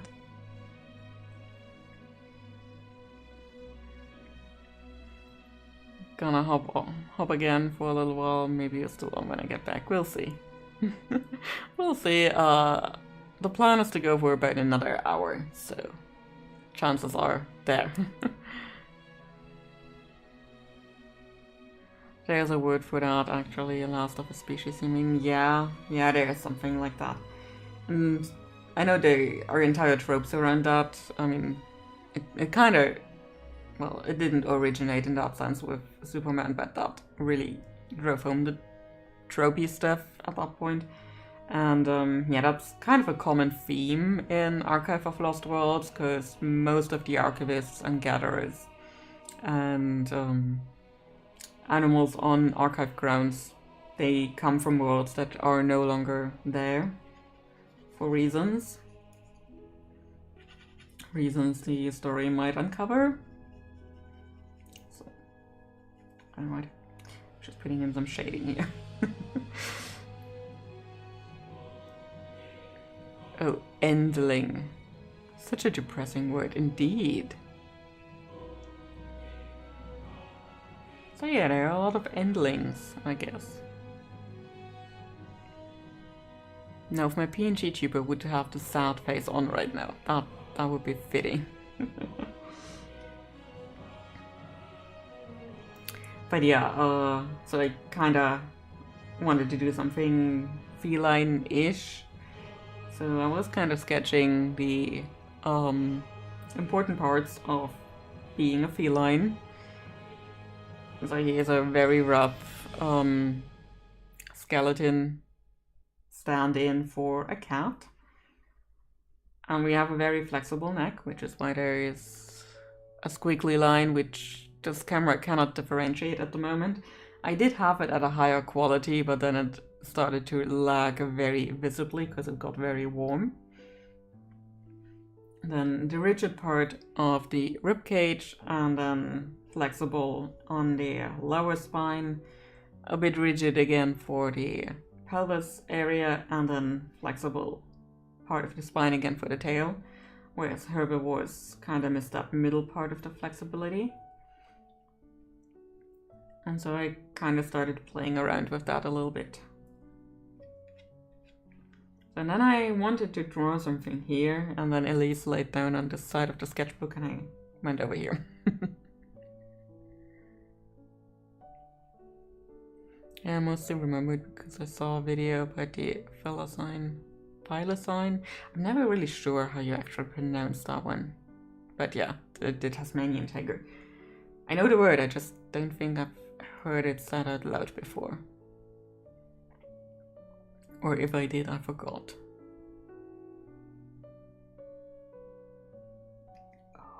Oh, she has the tiniest, the quietest little snores right now. Isn't that cute? Okay, I think now she heard me. Heard me talking about her. And now she's purring again.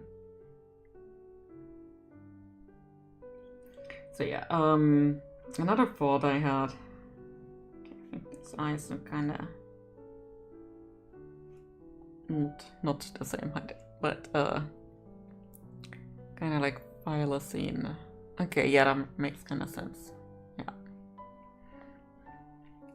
So an idea I had here was to give this guy like owl-like eyes, as in their eyes don't move, but the entire head and neck kinda does.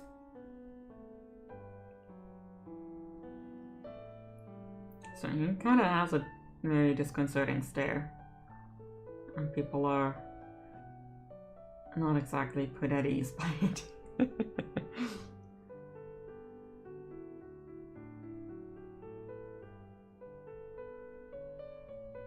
And a bushy tail, because you can never go wrong with a very bushy tail.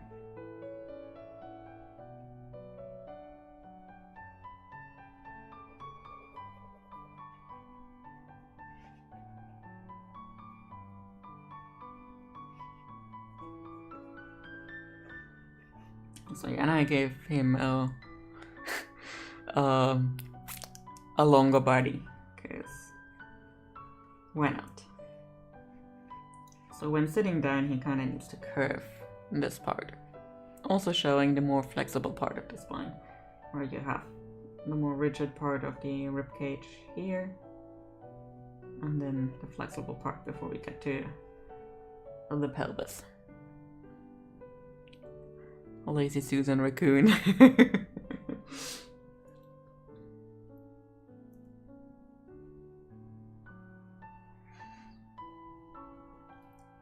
So,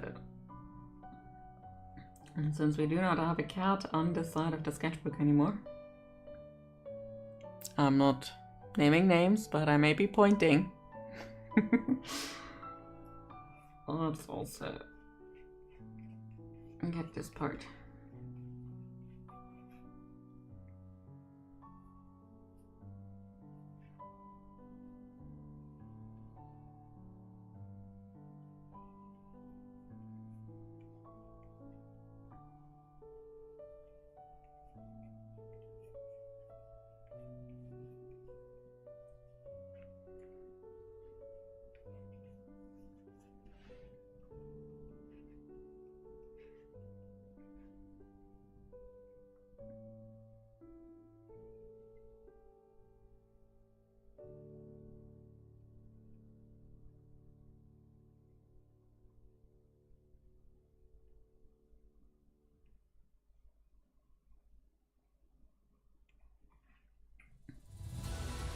There we go.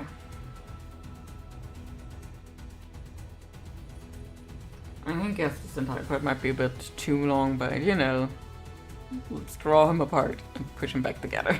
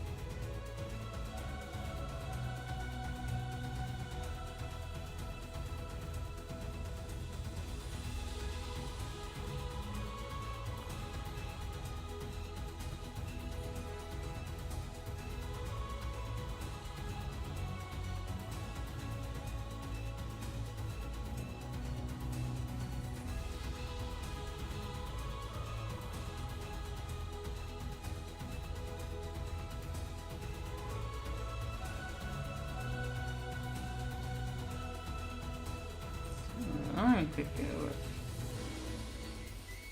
some of the more feline features for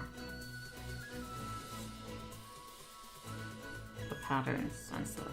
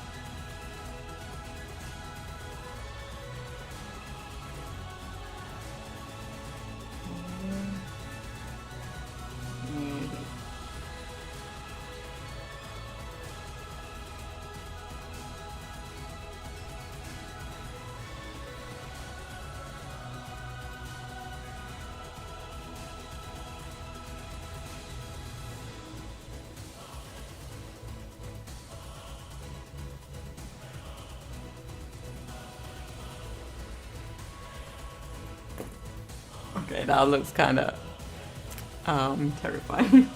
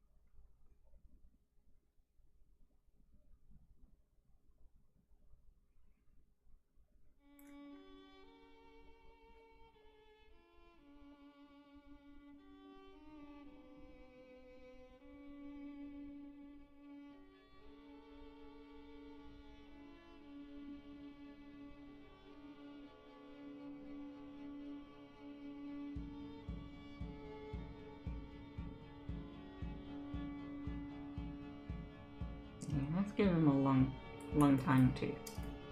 Because why not? I'm Spitty Spaghetti Raccoon.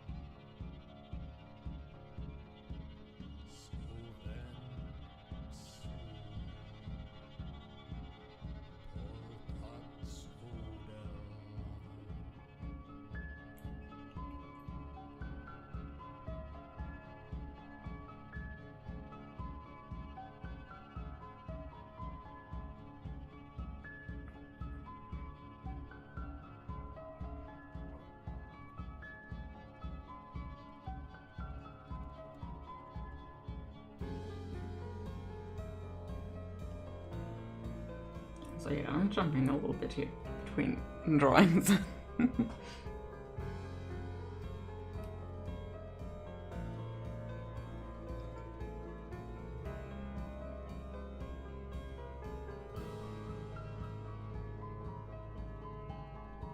Imagine not having a care in the world. Hmm?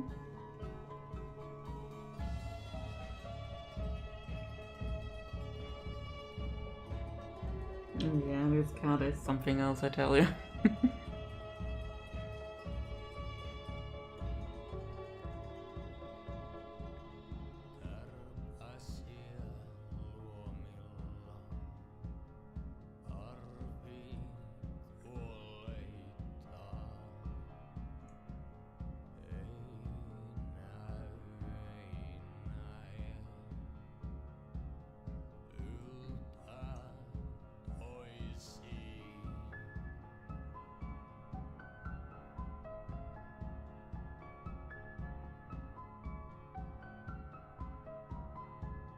Okay, she now has her paw in front of her nose so I can't poop it again. I lost the pooping privileges.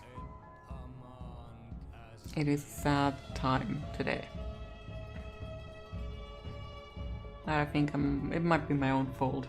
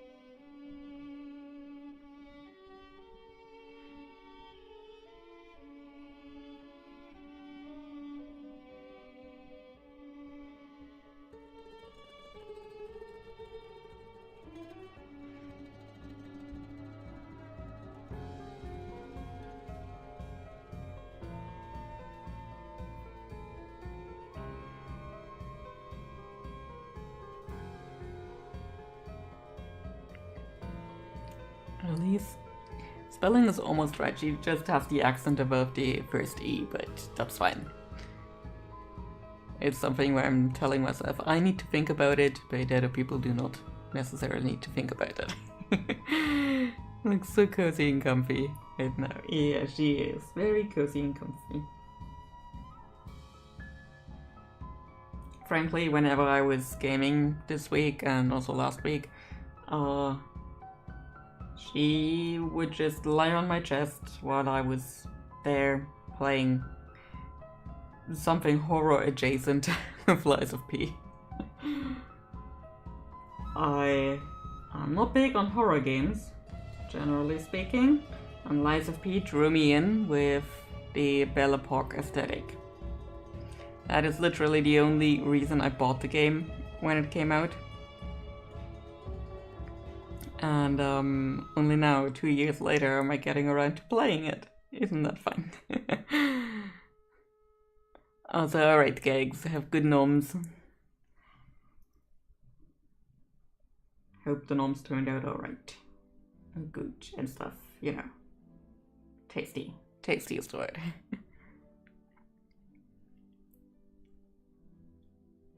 I love my cats dearly. Sadly, they're not very cuddly to the point where they lay with us like this with us.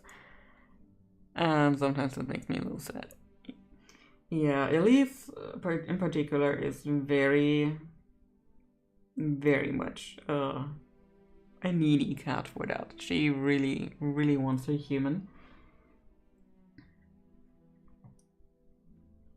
Arno sometimes does, but he is generally fine if he can sleep in the vicinity. Like right now, he's on the ottoman over there. Let me make a quick photo.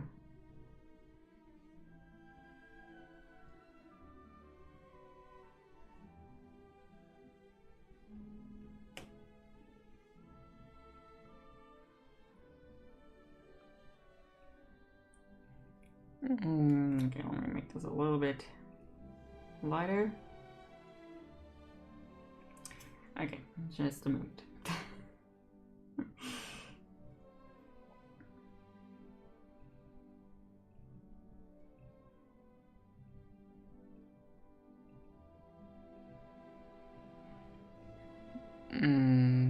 Okay, this camera does not pick it up very well. Got the edge of the desk over here, the shadow from the lamp, and over there is Arno on the ottoman.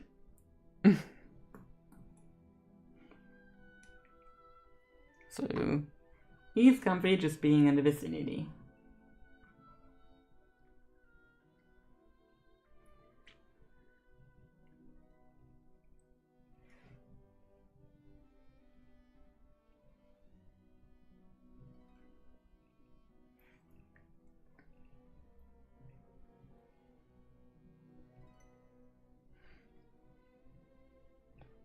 But Elise here, Elise needs her human. And frankly, she didn't used to be like that all the time. I think it really started being that excessive that she really wants to be that close when she got her teeth out. Like, I picked her up from the vet and, you know, being all fuzzy about her because she was still a bit drunk on the narcotics and stuff. And at that point, she really, really didn't like to be on the bed. And like, she would kind of be like in a panic whenever I held her and sat down on the bed. She just would run away. Didn't want to be there. So, yeah. But after she got her teeth out and wasn't quite all there yet again after being put under, I took her with me on the bed for the night and just made sure she was comfy and everything. And ever since then, the bed is her safe space. Specifically when I'm in it too. And whenever possible, she comes for cuddles now. My guess is before that, she was hurting a lot in her jaw because all the teeth were basically rotting away because the enzymes that make the first set of teeth, like the baby teeth, fall out, did not stop working and attacked her second teeth as well, her technically permanent teeth. But yeah. So she was in a lot of pain, so I'm guessing that definitely played a part in everything and how she behaved before she got her teeth out. And how she's behaving afterwards. And like a week after she had the surgery, she already had so much energy to put all the stupid ideas that cats get sometimes into action as well. And that was when I knew money well spent. Not for my nerves, but for her.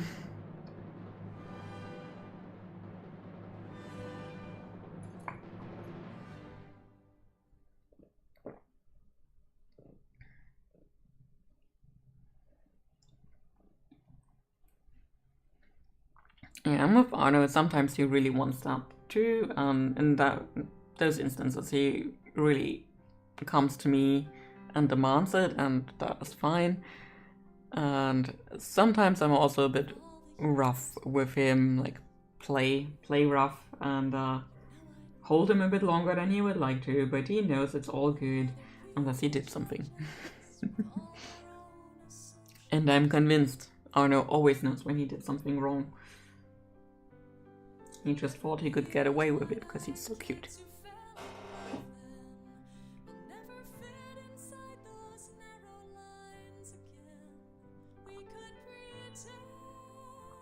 Because I got like these little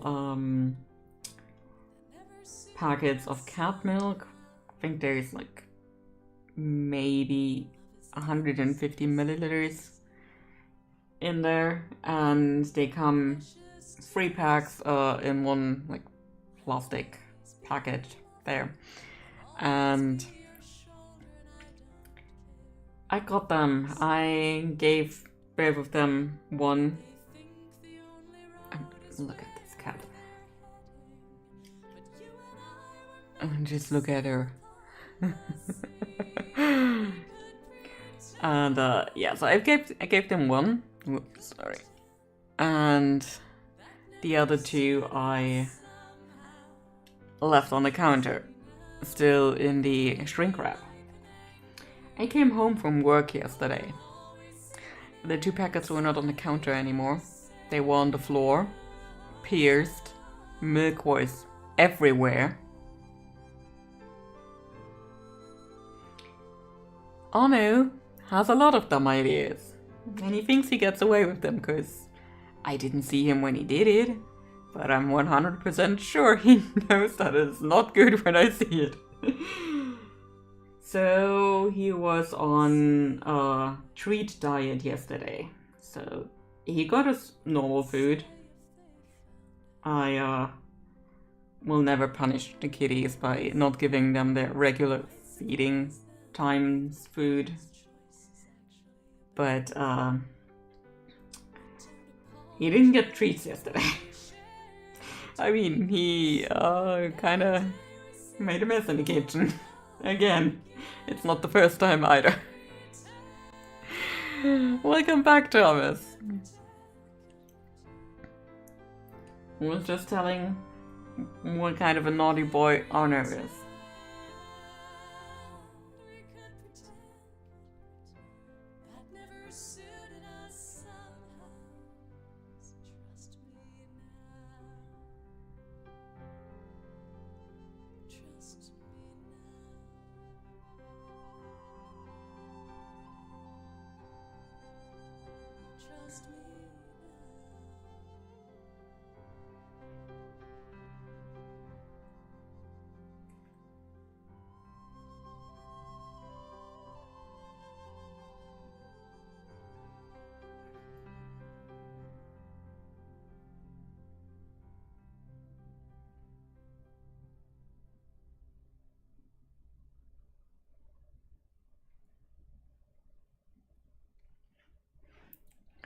You know, you're surprised. No.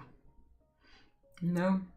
I have yet to have a male cat that knows how to behave himself.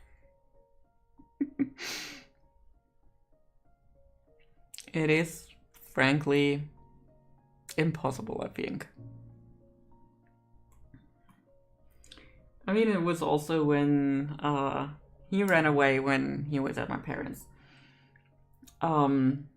I came, we looked for him I stayed 2 nights. He didn't come home. So Elise and I went back home again. And then he reappeared after I was back home again. Typical Arno.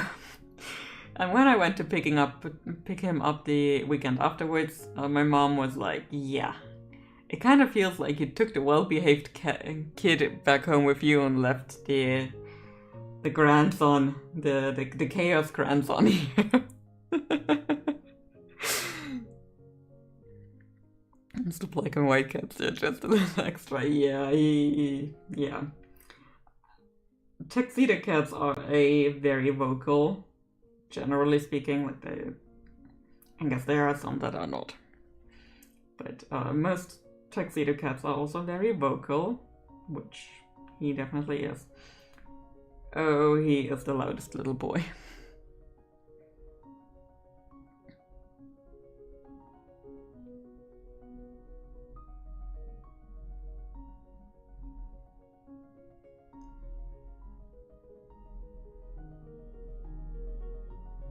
Oh, are you hunting in your sleep? She was kind of doing something with her paw there, and then the tail came up. Ooh.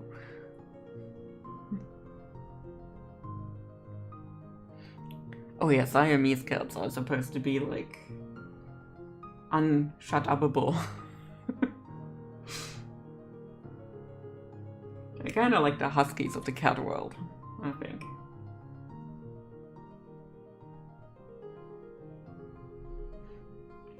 Okay.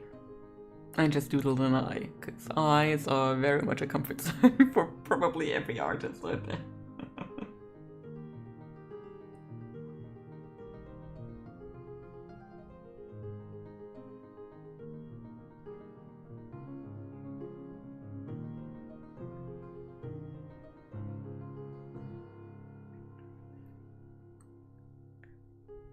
Hylas isn't very loud, but he does have like the saddest meow ever. Aw, poor guy. I mean, cats also learn which kinds of meow elicit the reaction they want. So it might be a learned sad meow.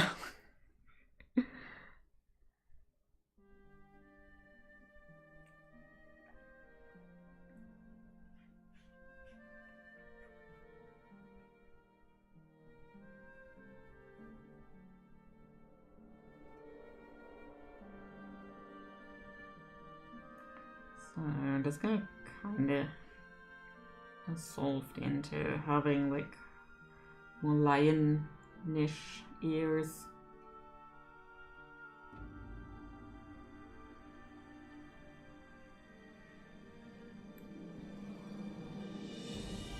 Which obviously these do not belong together right now.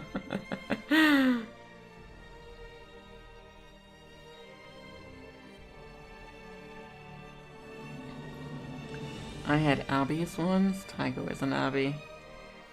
And Troll was just regular short hair void. Yeah, I only ever had regular short hairs. Like, I always say I don't really need a specific breed of cats. I just want companions in my life.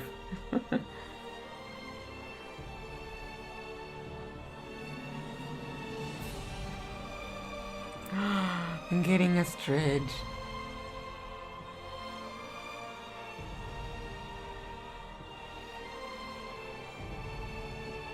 Oh, I guess she stays stretched.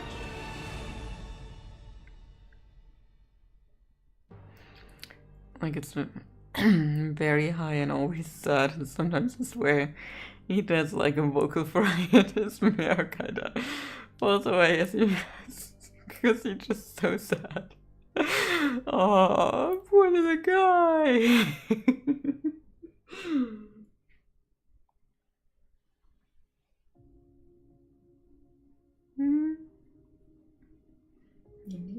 Yeah, look at stretching.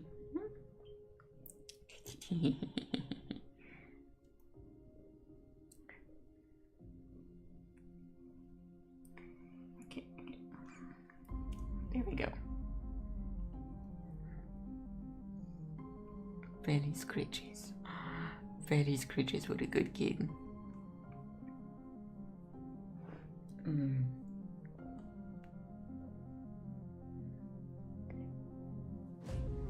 If I ever catch it on camera, I share.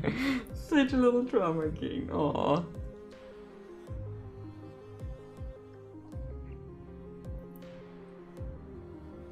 Oranges.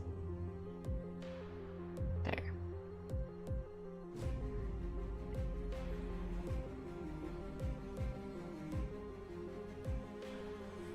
She is completely conked out.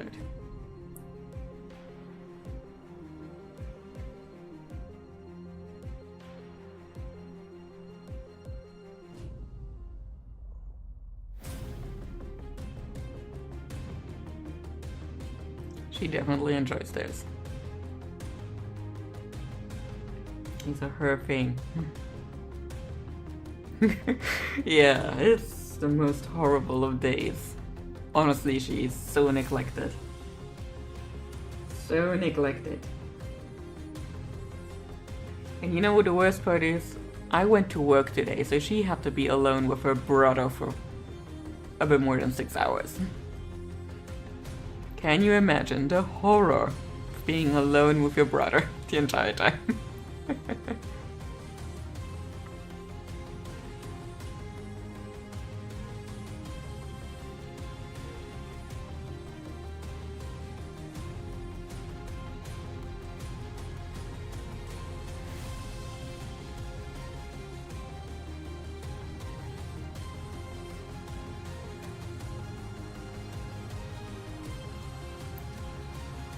Oh yeah.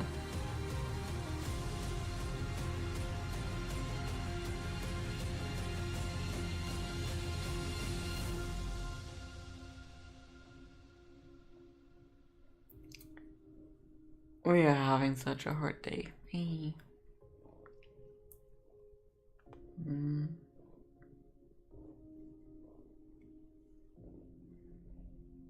Imagine having to live here.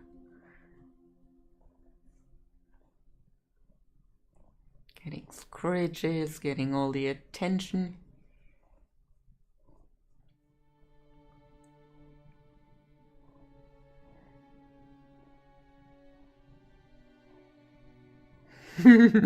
Yeah, sometimes I catch them like that too.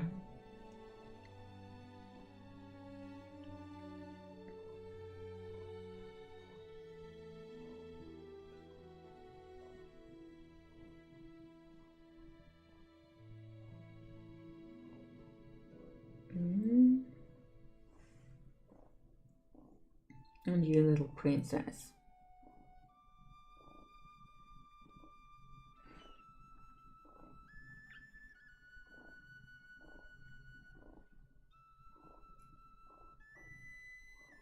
My little princess. My little princess, you. Oh. Is it itchy there? Is it itchy there? Yeah.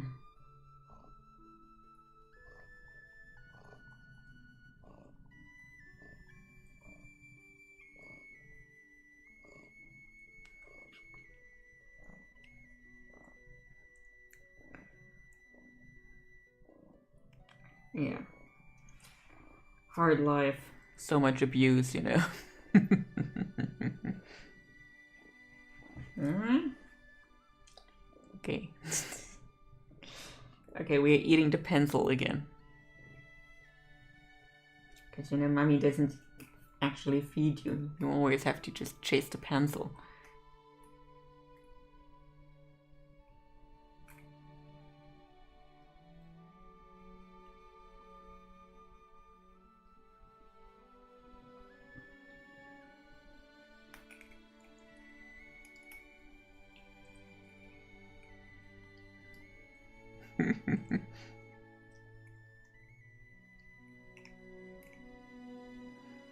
Ooh, you smell like cat food from your mouth. No? My little princess.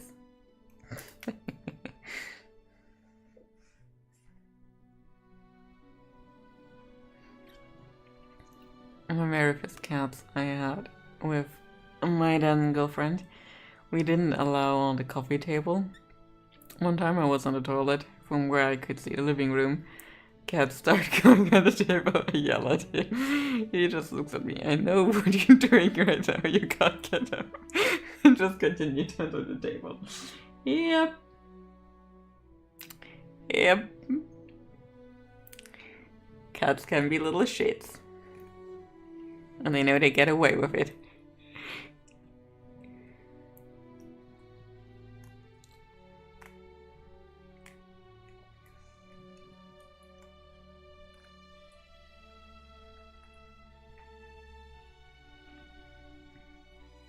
Like, again, I'm not worried about the pen. She doesn't have the teeth to chew it. You cannot chew it very well, eh? Yeah.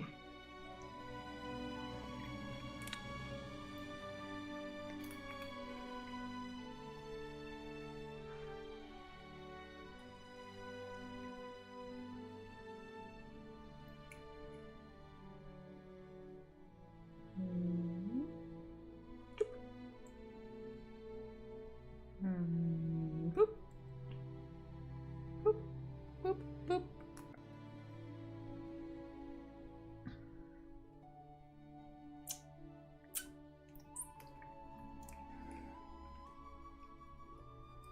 Yeah, I indulge her too much, I think.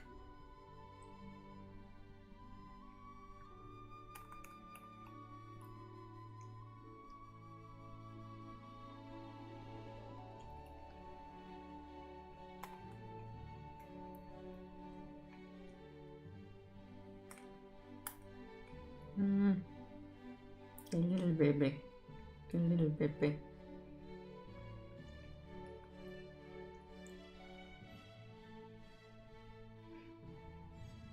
So, okay, sweetie, what do you think about me just filling the space down here? And we have a spread. Okay, and then you get all the attention. What do you think?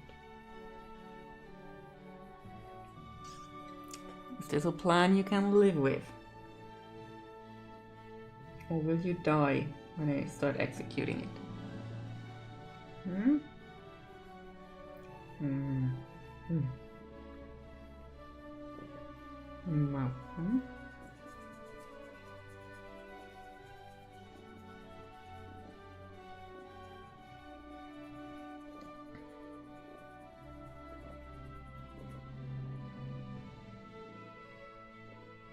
Oh no, your fur is a mess now. You want to clean yourself up? There is no pen here. The pens are a lie. There's no pen here.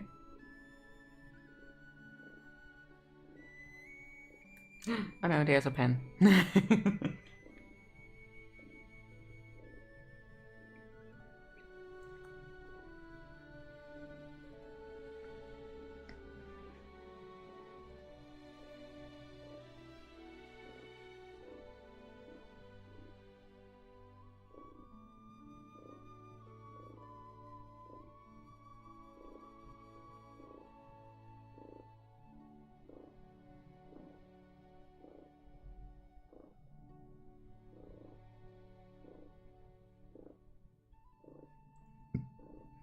Mm-hmm. Mm-hmm.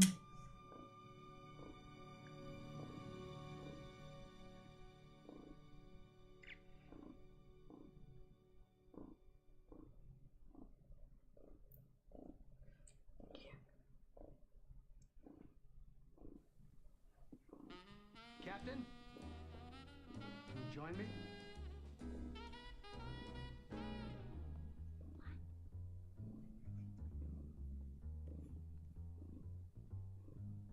Out of the tree of life, I just picked me a plum.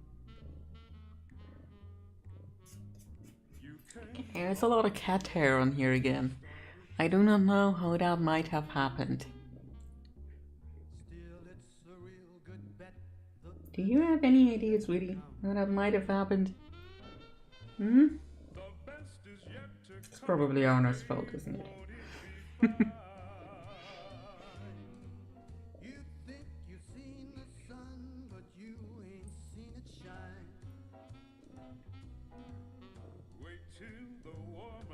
underway. Wait till our lips have met. Wait till you see that sunshine day. You ain't seen nothing yet. The best is yet to come, and babe, won't it be fine? The best is yet to come, come the day you're mine. Wait till your charms are ripe for these arms to surround. You think you've flown before, but you ain't left the ground. Now wait till you're locked in my embrace. Wait till I draw you near. Wait till you see that sunshine place. Ain't nothing like it here. The best is yet to come, and babe, won't it be fine? The best is yet to come. The best is yet to come. The best is yet to come, come the day you're mine. Alright, sweet girl.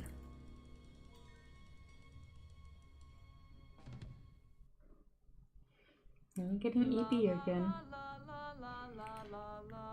Honestly, I kind of love how this was supposed to be a sketchbook stream, and now there is like 2/3 CAD on the screen and a little bit of sketchbook up here. Take the sonic interface with Borg transponders. Let's try something a little more challenging. You are my sunshine. It's a simple melody from Earth's 20th century, a good piece for beginners. Sing.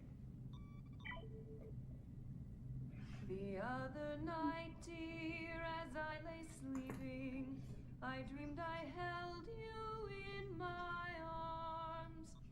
That was flawless, but try putting a little more emotion into it. Like this. When I awoke, dear, I was mistaken, and I hung my head and cried. See? Computer, add instrumental accompaniment. On to the chorus. Together now. You are my sunshine, my only sunshine. You make me happy when skies are gray. You'll never know. Yes, yes, how much I love you. yes, you do hear some Star Trek. You are my sunshine, my only I love that duet with the Doctor and 7 of 9. You'll never know, dear, how much I love you. And frankly, whenever it comes on in the car, I will blast away at it. I cannot sing. I try and fail, but I will try. Star Trek. Do you mention Star Trek, Christopher? Nobody asked for. Nobody wanted to know. No, we did not want that. No.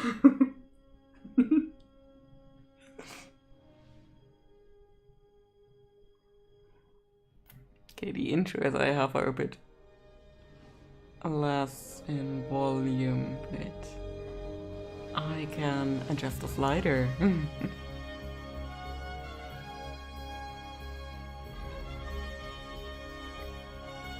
Yeah, 7 and the Doctor, that's a really, really fun way to explore kind of like a hologram that found its own humanity.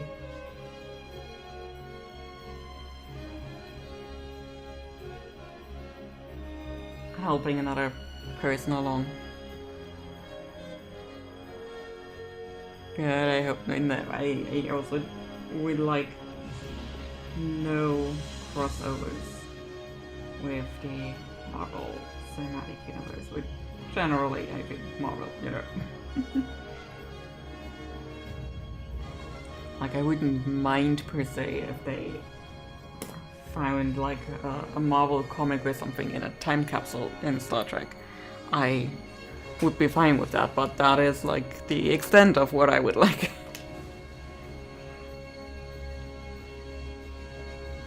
Yeah, of course. Of course. No, that was DS9 intro, and now we get to the Voyager intro.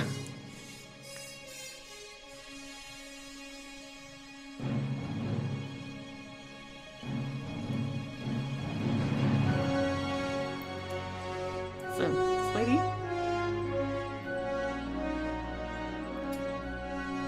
You know where you are? Where I kinda need to do some stuff now. And how that is not possible when you're lying on that. You know how that is? Hmm?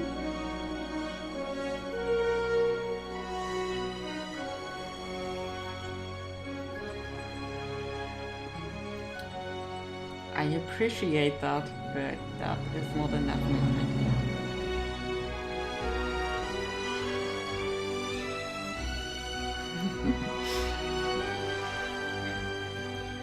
Okay, sweetie. Oh, okay. And you can also stand if you want, but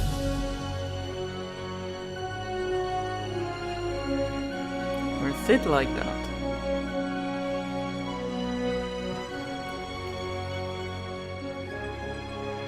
She really wants to be on that sketchbook, but she knows that's getting the attention right now.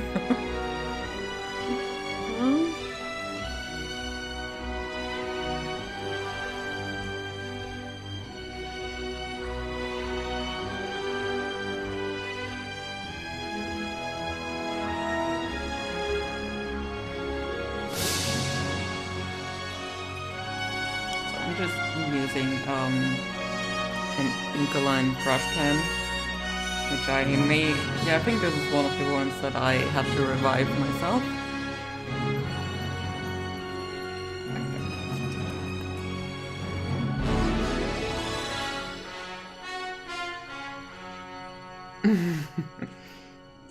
And just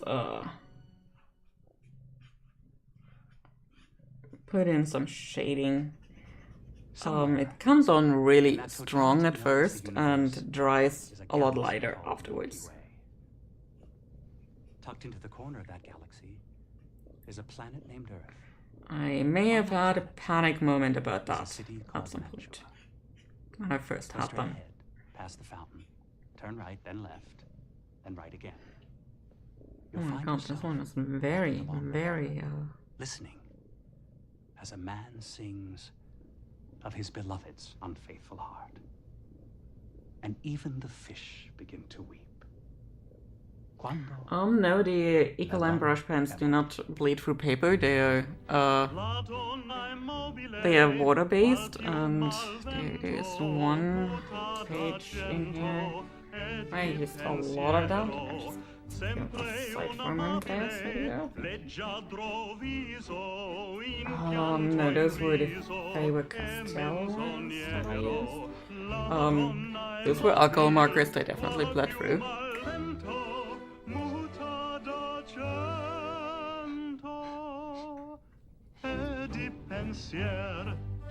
Here, for those sketches I used a lot of these brush pens from Ecoline, and there is literally no bleed through on either side, which you would see if this cat, which is going to the side, and also like Generator security, get a team to the mess hall right away. come on there. He's been seized by the pond fog. There's just a bit of transferring from this side. Him to mate. We won't be able to reason with him.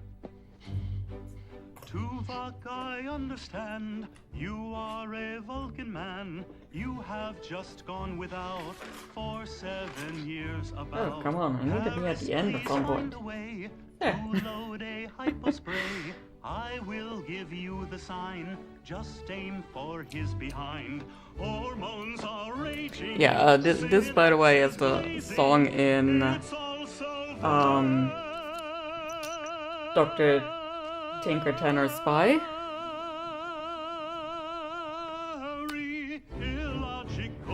And that's the episode where the doctor has the daydreams and stuff. And frankly, that scene, or that like shot of his neck when the pips appear, because he activates the emergency command hologram. That is peak daydreaming for me. That is how I do the daydreams.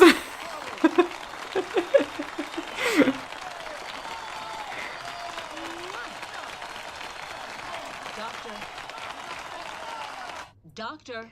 Yeah, it's a fantastic episode. I love that episode so much. Okay,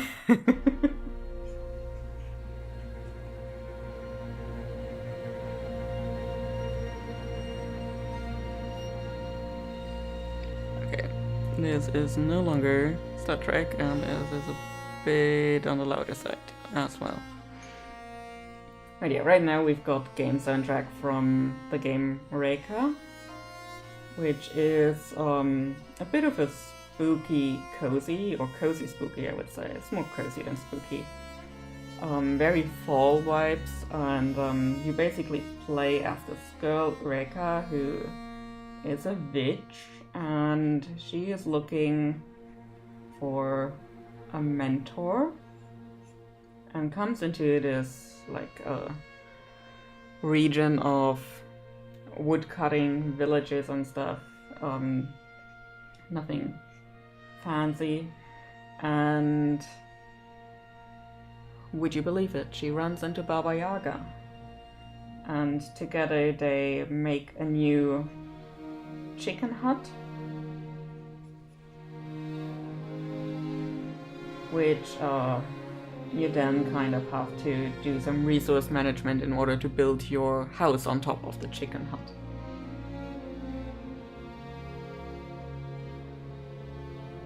And along the way you can kind of decide whether you're going to be a good witch or a bad witch. Baba Yaga has no issue with either, but yeah. It's a fun little game. It is still in early access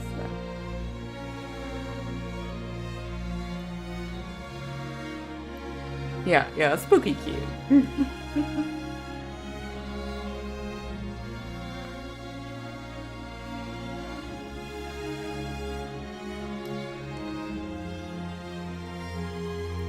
Yeah, I personally really like the Inkaline brush pens. I do have a lot of them.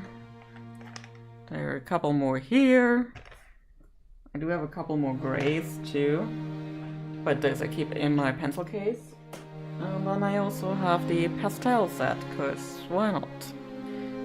Haven't found a way to put them in another way than the packaging. And I like them. And also, 3 of the ones that came in here felt very dry when I got them. But what you can do with these is take them apart. And then just drip water in here. Wait a little bit. Store them like upside down to make everything work better. And then they work like new.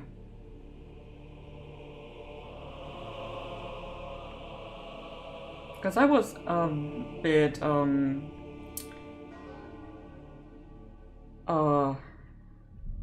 disappointed when I got this pack and 3 of them were kind of dried out, and I thought like, well, there's not much to lose at this point. I can just try to take them apart and put some water in.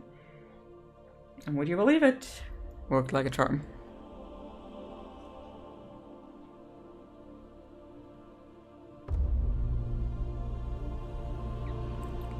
Lately I feel like the universe is sending me lighthouses for some reason, to the point where a bit ago I saw a game trailer for like a cozy spooky game where you are a lighthouse. Oh, how does that work? And that's handy with the ability to open up and rehydrate them, yeah. Yeah, again, I thought I had nothing to lose. They were essentially dead at this point, so I might as well try. And it worked like a charm. You walk around as the lighthouse. Okay.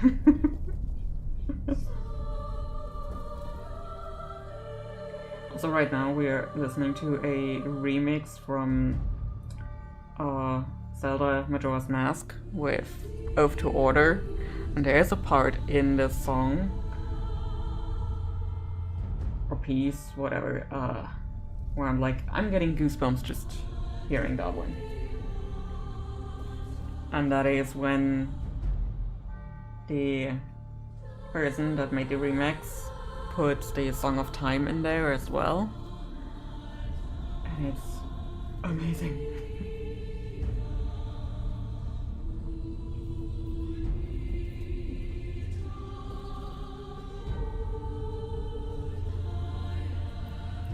So, I also have another cat on this.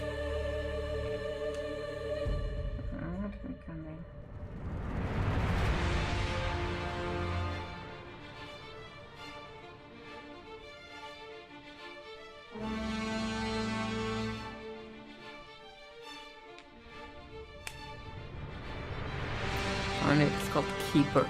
Okay, gonna have to look that up just to see what the trailer is like. I'm gonna just pull that up right now. Steam.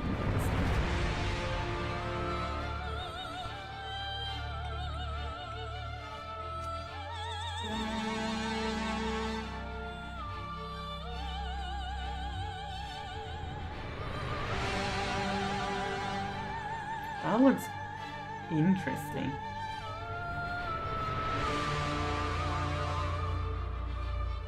And the outside is kind of cute too.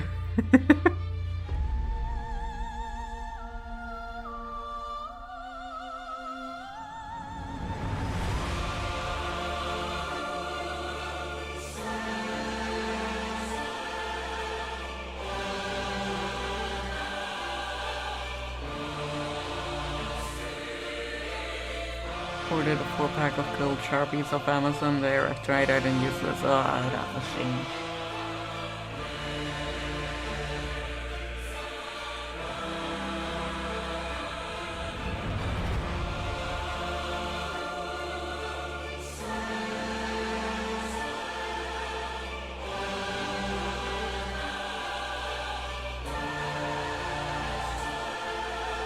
Oh yeah, from the reviews it says, sprinkled with puzzles and occasional secrets, so that sounds interesting.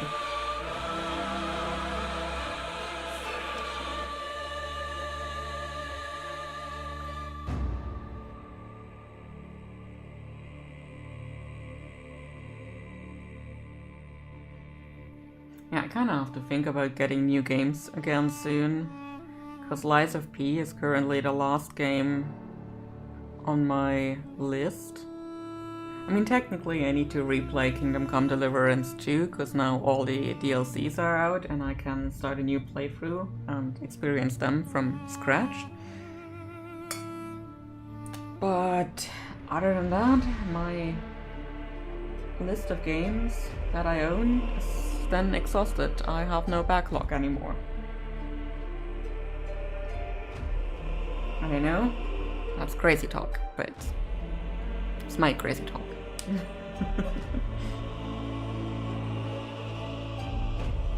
Alright, let's give this some my color.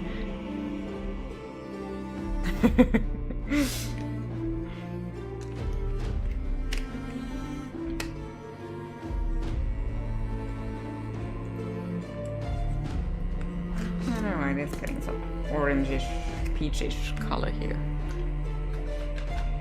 Because I like the orange and peach colors at the moment. Oh. Come on, open up here.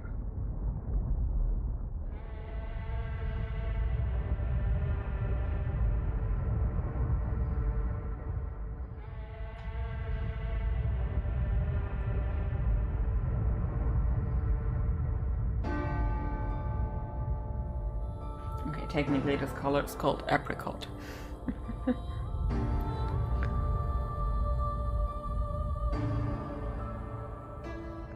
But I did recently get the new Jurassic park evolutions so I can build fancy new dinosaur parks. Just don't let them escape.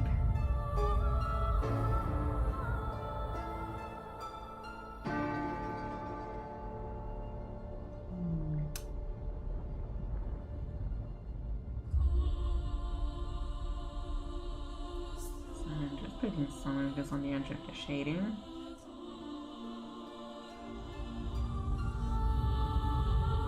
For funsies, mostly. But it does also make the shading look a bit more realistic. Although I love how rough you can be with these.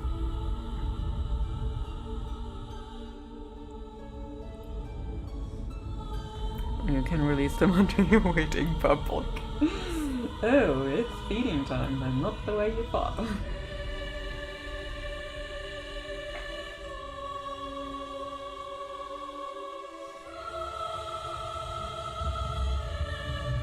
Sweetie?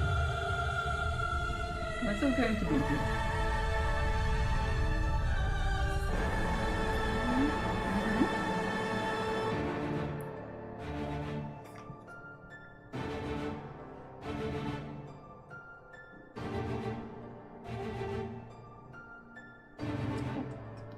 Not for eating. They're not for eating. Not for eating.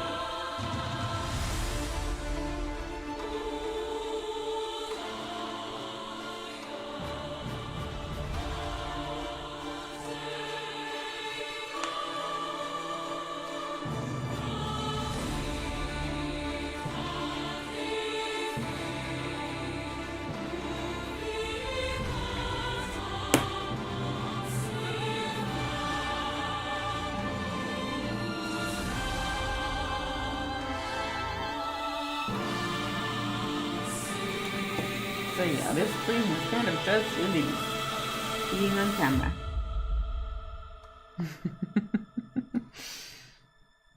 Where we filled the sketchbook spread. So that is something. So let me just write down the date down here in the corner.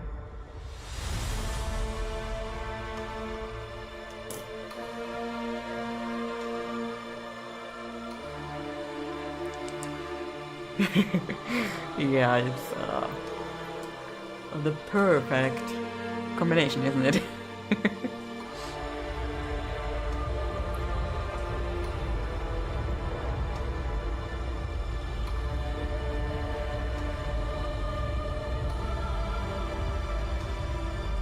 You want more scritches? You gotta come over here. One more scritches? You gotta come over here. Yeah, okay. Oh no, she's going for the bed.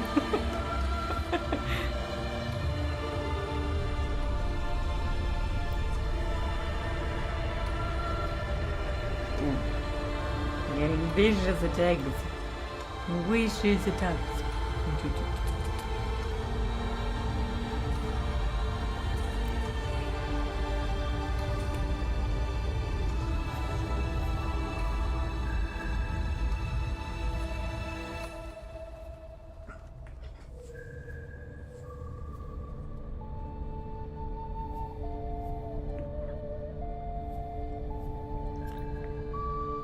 So, okay, sweetie. Do you think about coming off here for a second? Just a little second. Yeah, just a second.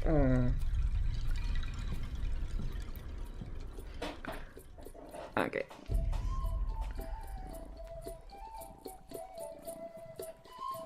So this is what we did in 3 hours. I want to say I could probably have done more in 3 hours, but I was kind of handicapped. Handicapped. Yeah, that's what I was.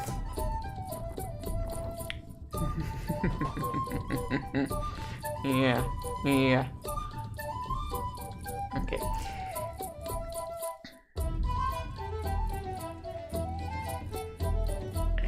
Yeah, I could always do more, but also we have a kitty cat who enjoys my company, apparently. It's a mystery why, but she does.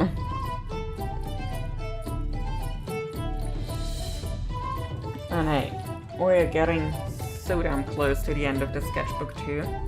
Yeah, please go. Technically this page is over there now, because it's done. Getting so close to the end of the sketchbook. And frankly, I cannot wait to finish it. And also record a sketchbook tour. Also, these are all the supplies I kind of use. Sometimes.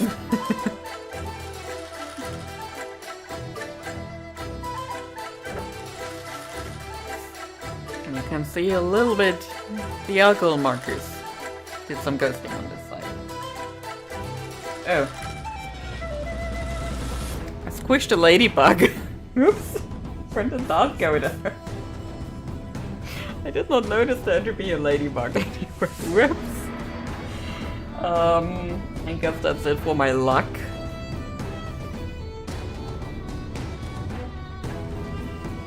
Yeah, I personally like to have it in the back.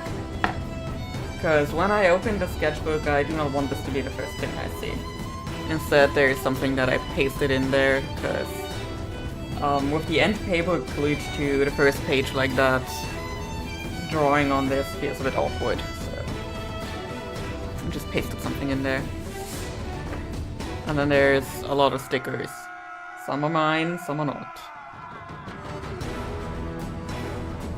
But you know, looking at it like this, I cannot record a sketchbook tour with this camera and with this light here, because the glare is a bit much.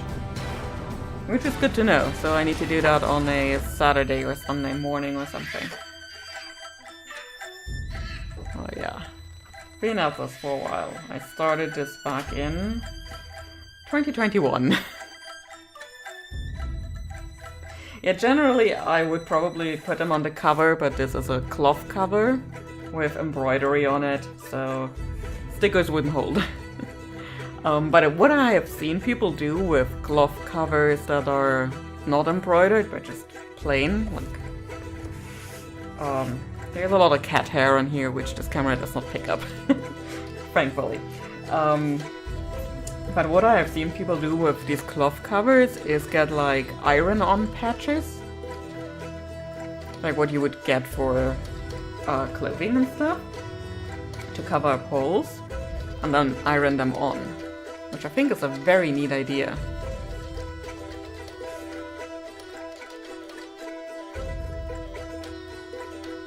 But I've been watching a lot of sketchbook tours recently while I was absorbed in the sketchbook. Like about a week ago I started here. I do not like this page. It got better here. And then I just went ham on this.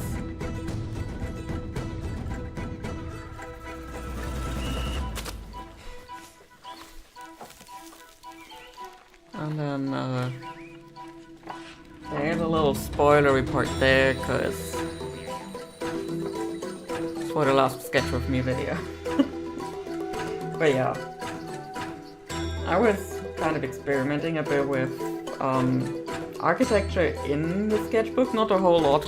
There is not as much as I probably should do to get better at it, but you gotta start somewhere, and we start slow. And I also thought about having like statues for they're not exactly deities, but like mythical figures. And yeah, so these two are twins, and they ascended to the firmament to illuminate the night and now there are 2 moons in the sky. That's how that thing came to be. And we've got basically the closer moon and the moon that is a bit farther, so she has a smaller mirror there. And yeah, I thought about using silver there, but when I did this one, the silver marker kind of exploded on me a little bit. It wasn't that important in this piece, because there was a bit more ink anywhere. I would just waited for it to dry and would say, okay, that's just the crack, and that's fine. But I didn't want it here, so I just used gold instead. And yeah, I'm not sure if the story will keep gold or I'll put silver in there. And then also this lady also has gold accents. Like this. Yeah, it's picking up a bit.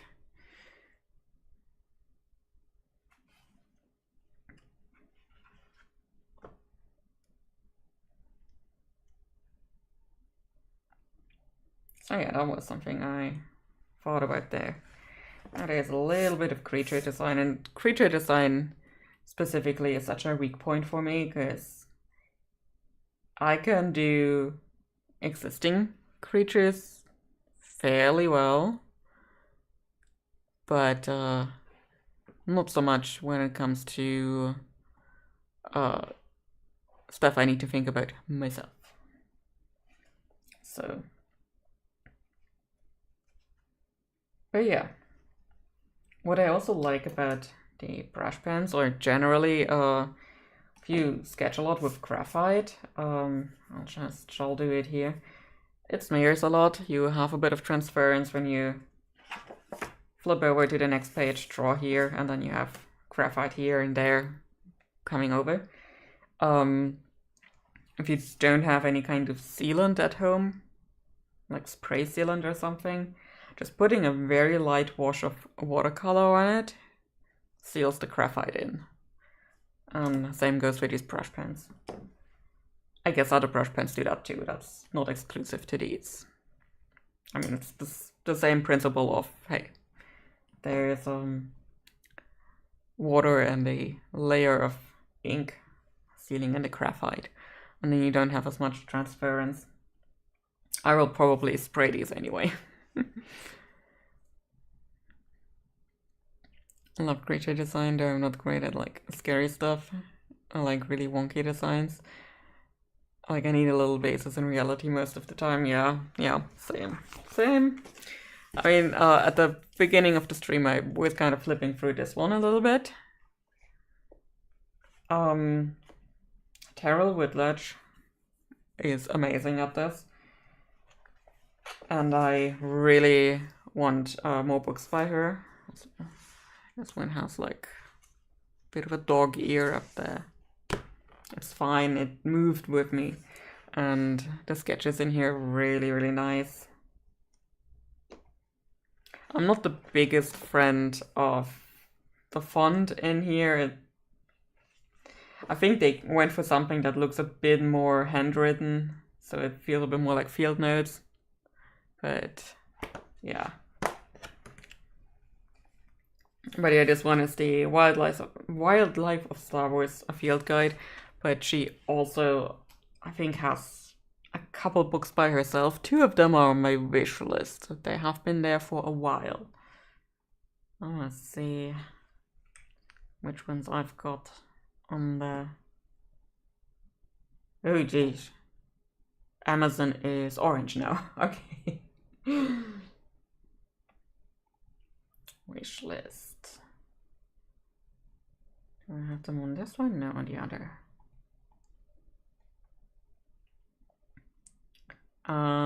Science of Creature Design, Understanding Animal Anatomy, and Animals Real and Imagined, the Fantasy of What Is and What Might Be. Those are on my wish list, but also they're 30 plus euros each.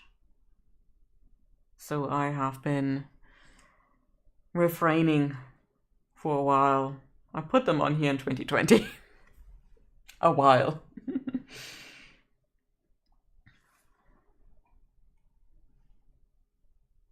And you have the second one, okay.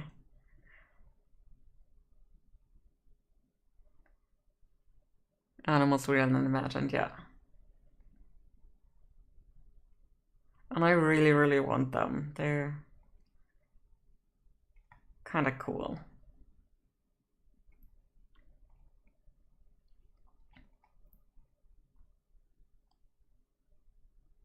Ooh.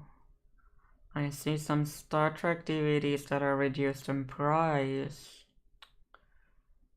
Ooh, and I need to stay strong till at least next Thursday.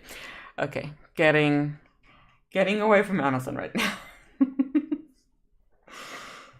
But yeah, I got this one at the time, and I really, yeah, capitalism is back. Yeah, and I really liked this one because I like a lot of the creature design in Star Wars, and I knew she did a lot of that. The only kind of creature I do not really understand is this one. It just looks like a giant tick. I'm sorry, it is a giant tick.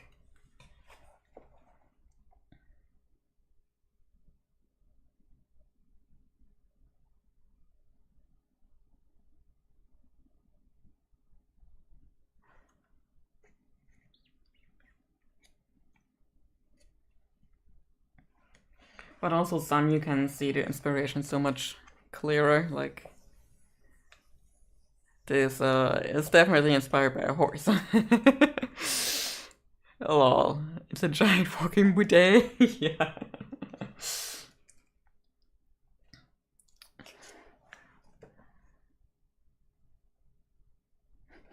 The ass filled with like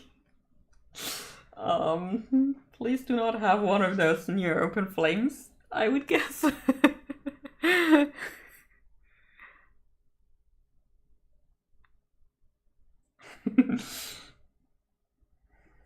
I mean, like, it seems very hind-end heavy too. Like, this is where the pelvis is.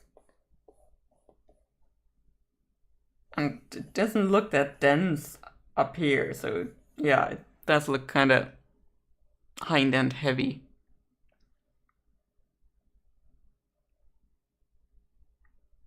Frankly, this is the weirdest creature in Star Wars.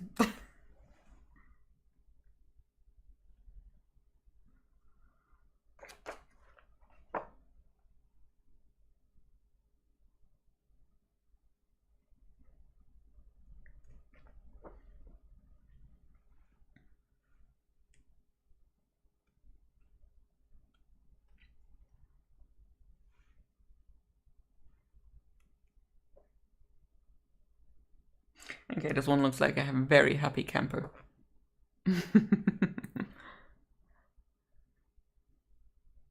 Yeah, our stuff is all very, very interesting.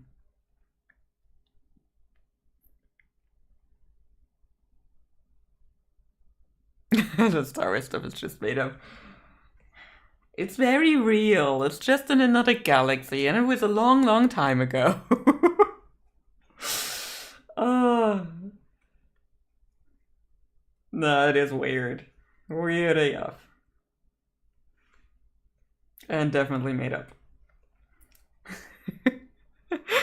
It totally happened, exactly.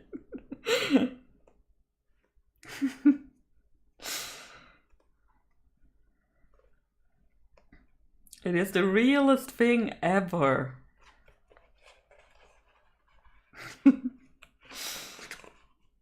I mean, the world building and all of Star Wars is kind of wonky. I will never understand people who defend it like that. Like, it's a story. It can be a very fun story if you don't take it too seriously, or if the makers don't take it too seriously. That could also be a thing. But I do not understand how the fandom got so toxic. So extra toxic too.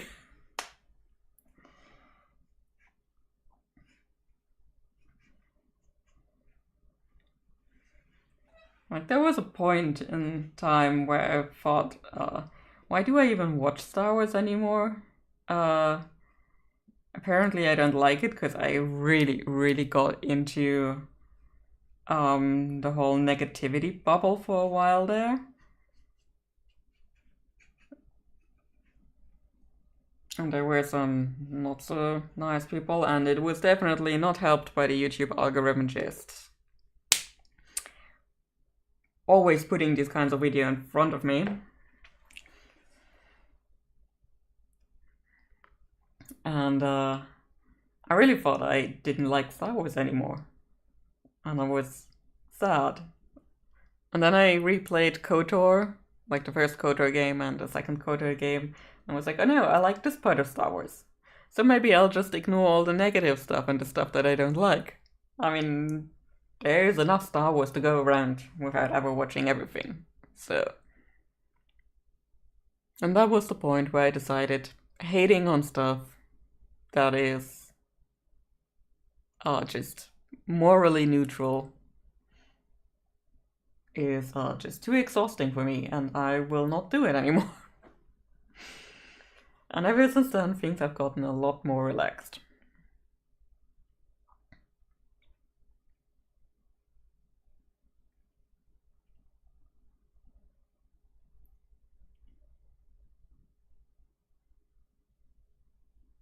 Oh yeah, there's definitely too much Star Wars now. Like, they kind of struck good with The Mandalorian, and then they started milking the shit out of the fandom. Or, like, the franchise. And yeah, Thomas, I concur. I didn't like the sequel trilogy. I honestly still haven't watched The Rise of Skywalker. And I don't intend to, because I know I will just get upset about it, and that's exhausting, so I will just not watch it. I will not dignify it with a view, and that is that. And yeah, what they did to the actors, who were just there to play a role, like they got hired to play a role. And I don't know what happened on set. I haven't looked at the scripts themselves or anything, because at that point I was like, why do I care? So I don't know what went wrong in the portrayal of a lot of stuff. And then I don't know, I got swept up by the hate bubble for a while there, and it was not fun. It definitely was not fun. Like, who can even keep track of it all? It'll become more convoluted than the plot of Kingdom Hearts if it isn't already. See, that's the other thing with Star Wars too, like, we are always in that, like, 50-year time span from Anakin is accepted into the Jedi Order, and technically more like Clone Wars starts, and then we have all this Clone Wars stuff, then the Fall of the Republic and Rise of the Empire, and then we have all the Empire stuff the entire time, and we rarely go outside of that, probably in part because the sequel trilogy did so bad. And it's, I don't know. I mean, there are some really cool stories in there, and like the Jedi games, like Jedi Fallen Order and Jedi Survivor. They're really good games. They're really well written too. I mean, it's generic white boy as main character, but I liked playing the games. I had a lot of fun. It feels a lot like open world Prince of Persia with a Star Wars skin. And I live for that kind of shit. So it's like, yeah, parts of it I enjoy, but also it does complicate the timeline so much. And honestly, to this point, I have not understood what this whole Inquisitor part actually is supposed to be and how that fits into the Empire. Like, sure, they hunted Jedi, but how and why would the Emperor allow them to be there when it's always the rule of two? Like, you have the master and the student, and that would be Palpatine and Vader. Why are there more?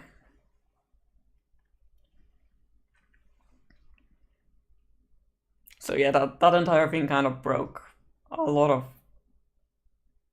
what made sense still in the universe, and well.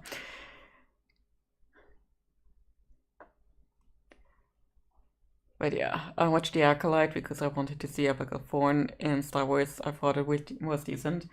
I still haven't watched The Acolyte, and right now I'm not sure I will, because Disney is doing more stupid things.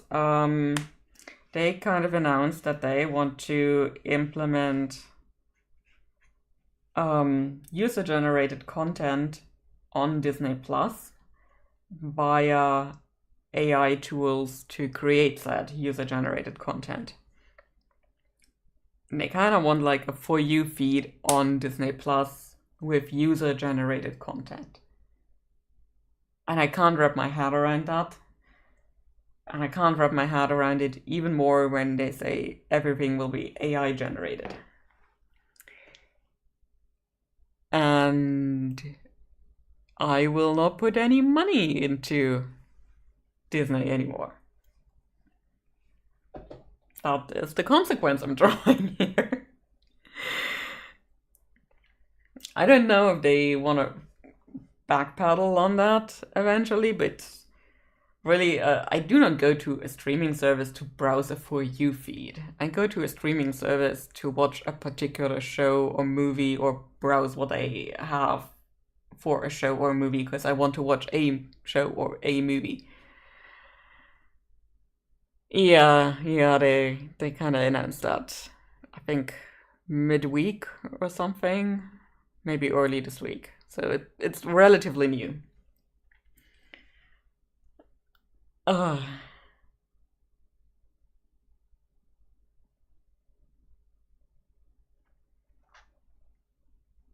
I still haven't watched season 2 of Andor either. I did watch season 1 and I thought it was a good show. I have not really seen the greatness that so many people say it has. Maybe because I enjoy different kinds of stories. That could be a me problem. I'm fully there that I might be the problem here. But it was a good show. But I also know that I need to be in a certain kind of mood to watch it, like being attacked by SAD or SID, whatever. While I'm watching that is probably not a good idea, because that shit is kind of depressing. Especially knowing how it will end up in Rogue One. And that movie is kind of depressing. It's a good movie, but kind of depressing, you know.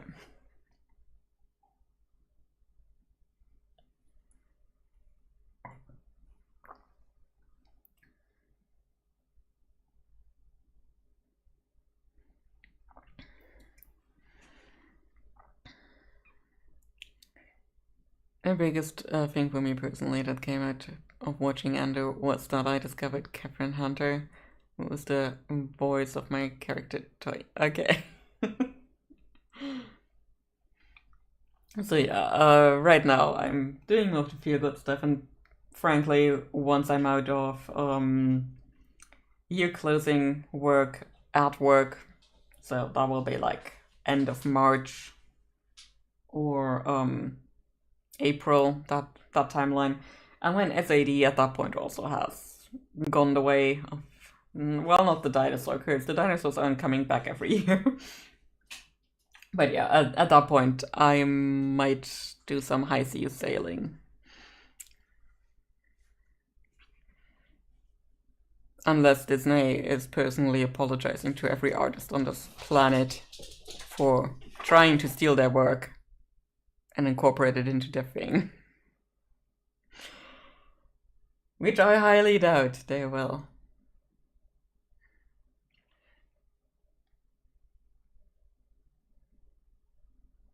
Yeah, so that is kind of me missing out there.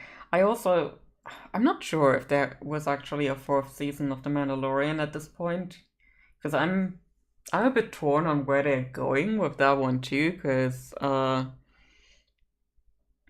they have this Grogu puppet, like Baby Yoda. I'm not sure how caught up everybody is, so they have this Baby Yoda puppet, and he is now learning the Mandalorian way of fighting and everything, and I'm not sure how they will portray that in a very realistic way. So that has me kind of worried. So I return to comfort shows where I know what level of silliness I have to expect, which is why I'm currently rewatching Stargate. I know the way of silliness there, and I know what I need to expect. And yeah, some episodes are better than others, but on the whole, it's a net positive for me.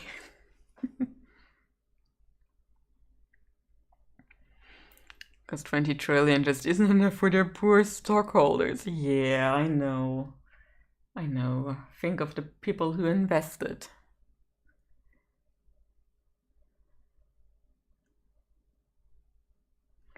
Yeah, so I don't know. I haven't really watched any Disney movies in a while either, like newly released ones. It's just I personally didn't think that Frozen was very good. I liked Frozen 2 a lot better because it felt warmer, like more relationship-y, between the sisters specifically.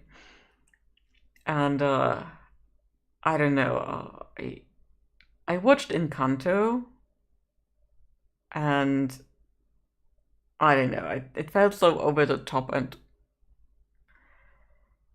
I like they just wanted a quirky character again because that worked so well in Tangled, and yeah, now every character is so quirky and quirky, quirky.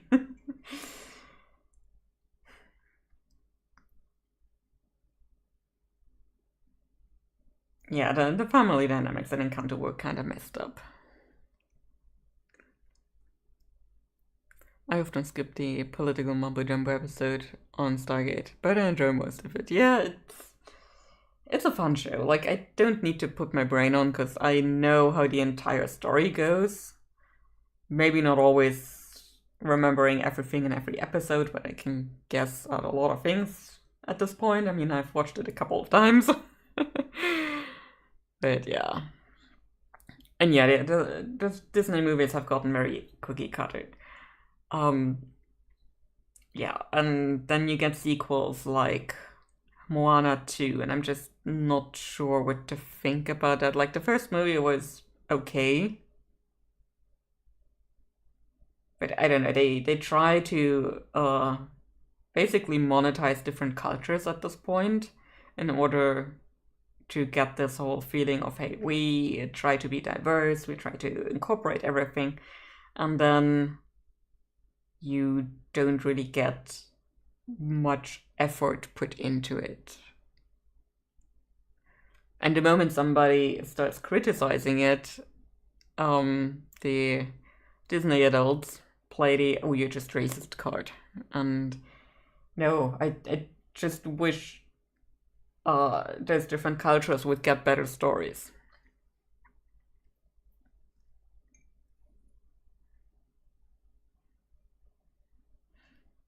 But frankly, that's the same thing that Star Wars is suffering from. We are always either in the Clone Wars or during the Empire days. Maybe during the Rebellion, but technically that's also Empire days. We don't really get anything after that anymore, and that's sad. But then again, they also kind of nuked the expanded universe that once existed, which also was not 100% good. But, you could curate what you want to read, so that was fine, I guess.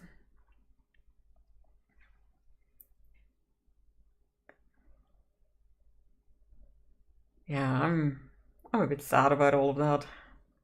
I just really hope that Star Trek doesn't go that route of oversaturation, and they got really close, in my opinion. Like, we had Discovery, Picard, and Lower Decks running at the same time for a while there. And then also Discovery and Strange New Worlds and Lower Decks for a while. And I'm glad they managed to finish off Lower Decks with a pretty good ending. I really enjoyed the last couple of episodes a lot.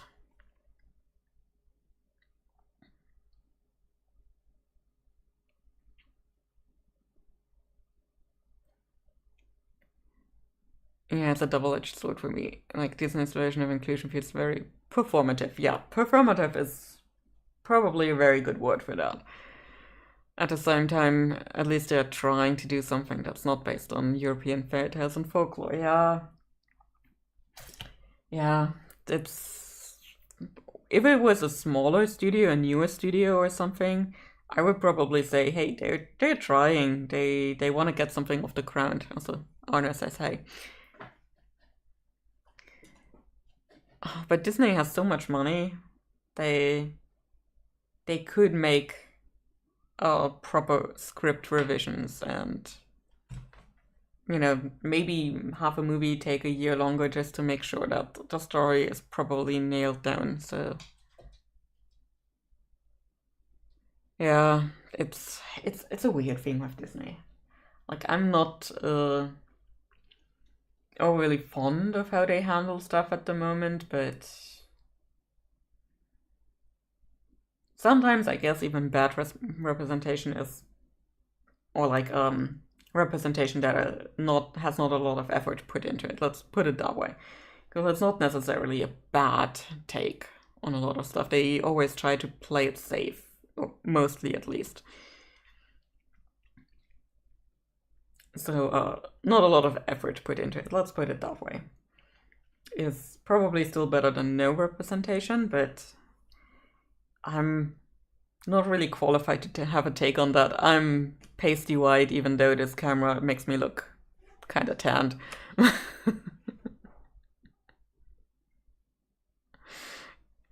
Yeah, bare minimum.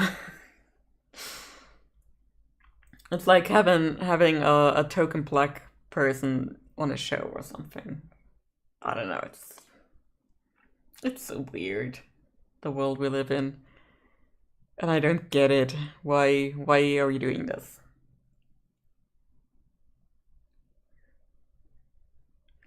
Glow in the dark. Why? Get it? Yeah. Honestly, when I'm wearing shorts or hot pants or something, and my legs are exposed, I could probably land planes with the light reflection that comes off it. So yeah, I'm pasty white. I'm very... Yeah, I should probably get into the sun more.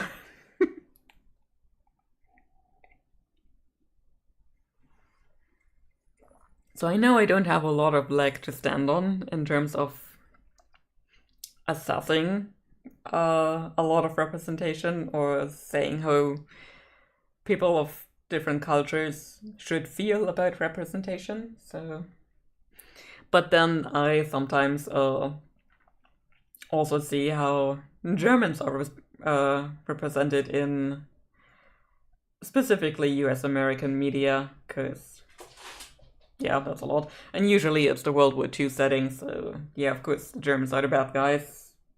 I mean, they didn't really play a pretty good role otherwise in that conflict. That is very much a bad guy. But seeing how they are always represented is also kind of weird. Like, I don't know, it's...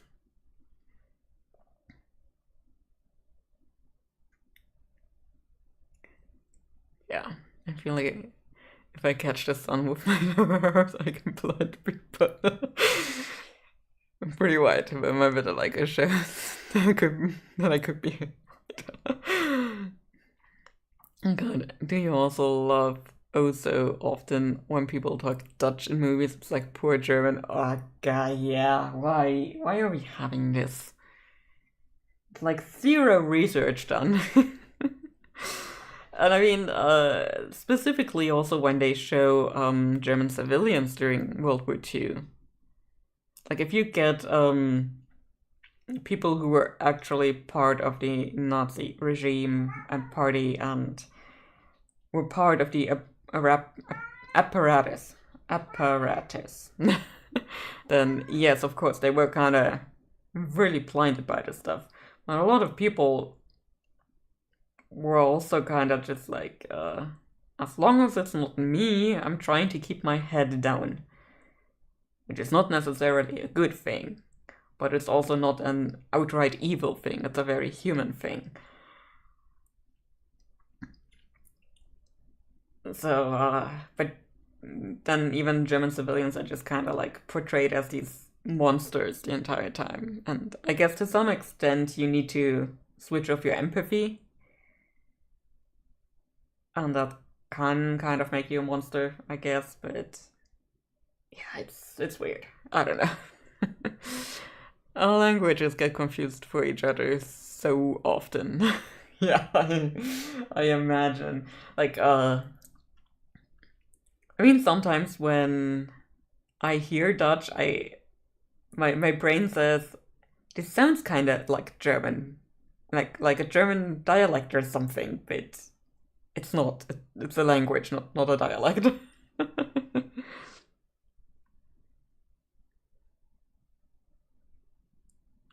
The thing that gets me over here, which I don't think I've seen in movies at least, oh, you're Danish, so you speak Dutch. Frankly, I have mixed up Danish and Dutch a couple of times, as in, not that I heard the languages and thought it was the other one, just the words. I got the words mixed up a lot. I've gotten better. Gotten better. Yeah, like Danish, Dutch, Deutsch.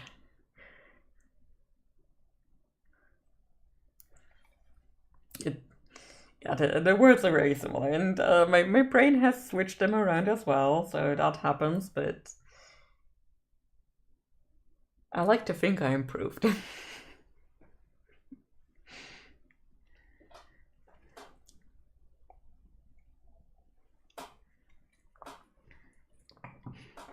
But I remember finding it very funny. I do have the DVDs for Avatar: The Last Airbender for the first book. I do have those DVDs, and I watched them back and forth in German and in English, and I did watch them with Dutch dub at some point, just for funsies, because I was like, I've seen them in German and English a whole lot. So I put them on Dutch, and it felt so funny to me. I don't know. I have heard people speak Danish, and no, it sounds nothing like Dutch. I couldn't even tell when one word stopped and the other began. I was lost.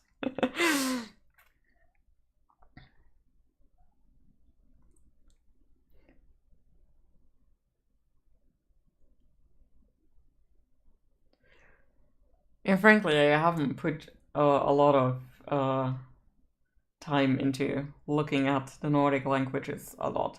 I know that a couple of words are very similar to some German words, to some extent, because the Hansa brought up a lot of words as well, and I mean, we are geographically not that far apart. But I have heard some Nordic people say that, hey, yeah, Norwegian, Swedish, Danish, they're kind of similar-ish. There's a lot of overlap. And then there's Finnish, which is an enigma wrapped in a mystery, wrapped in a puzzle.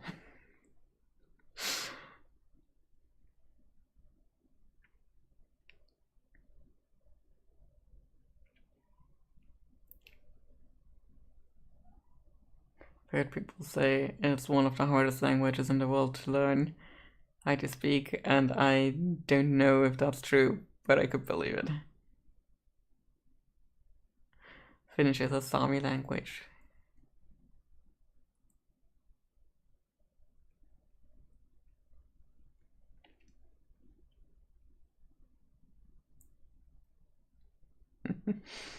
Yeah, I mean, Finnish I find kind of interesting. I might sit down and try to do some learning at some point, but I've been saying that for 5 years about Russian. I mean, I did learn Russian in school, but it is very buried, very dusted over. I don't remember a whole lot. And I kind of want to, because there is a book series that did not get finished with translating into German. They stopped doing that like a year before the whole Ukraine conflict happened. And after that I was like, okay, now it's definitely not going to happen anytime soon. And I still kind of want to know how that book series ends. There are 3 more books. They're available in Russian.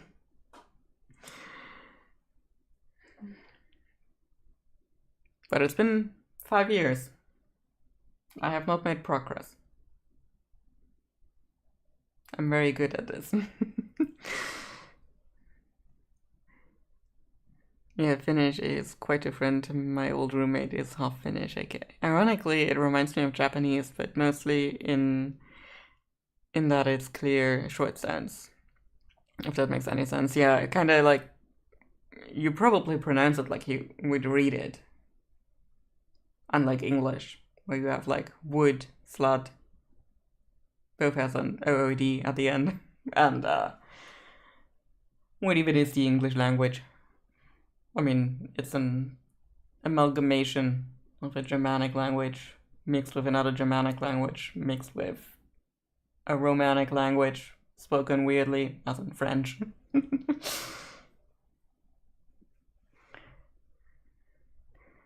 English makes definitely no sense.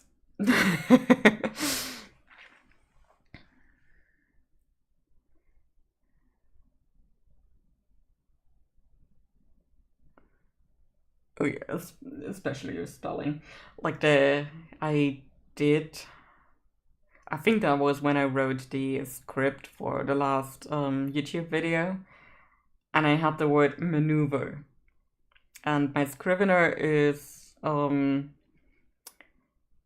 currently on British English, and I wrote it the American English way, and I was like, what is different about the word maneuver in British English that is not so in American English, because I only know it that way. There's a random O in there. That threw me off.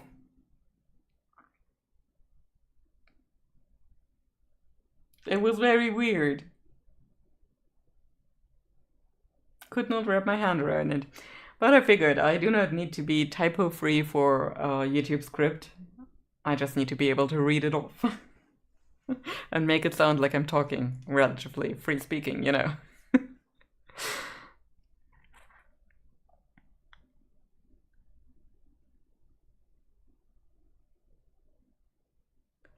Agglutinative.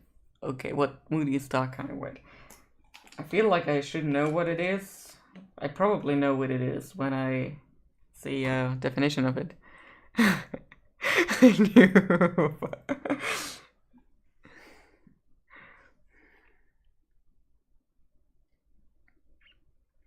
Yeah, same. I like my color with a U. But then you have words like center, and it's centré. So like constructing words by merging words. Oh, so you can build words. Kind of like build a bear, just build a word.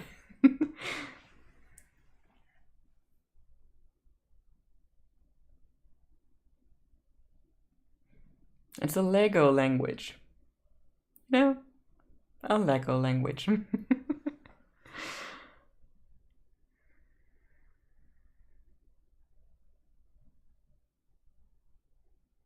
Oh. Okay, I will not even try to pronounce that, because I will... I mean, I can cut it out of the live stream after the fact. No, I will not. I will not do that. I do not know any kind of pronunciation rules in Finnish.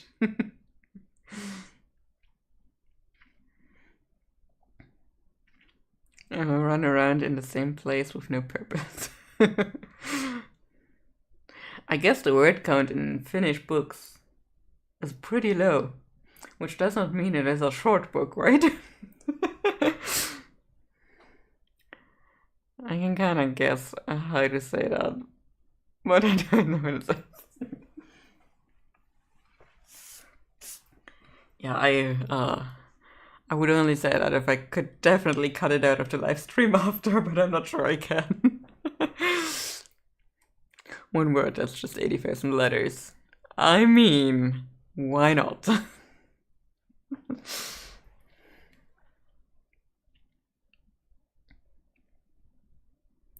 But yeah, I've been like yapping for an hour now.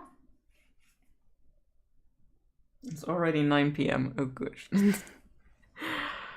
Yeah, I might play a bit more Lies of P, which is not exactly a game to calm down and wind down, but it's a game. And as editors there probably go by the letters instead of broadcast. It would probably make more sense, yeah.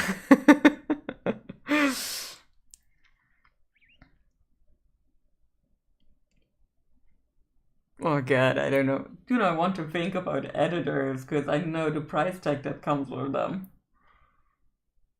A justifiable price tag. They do so much, and I definitely will need them. Because, I can already see weird sentence constructions in my writing. Very Germanized. But yeah.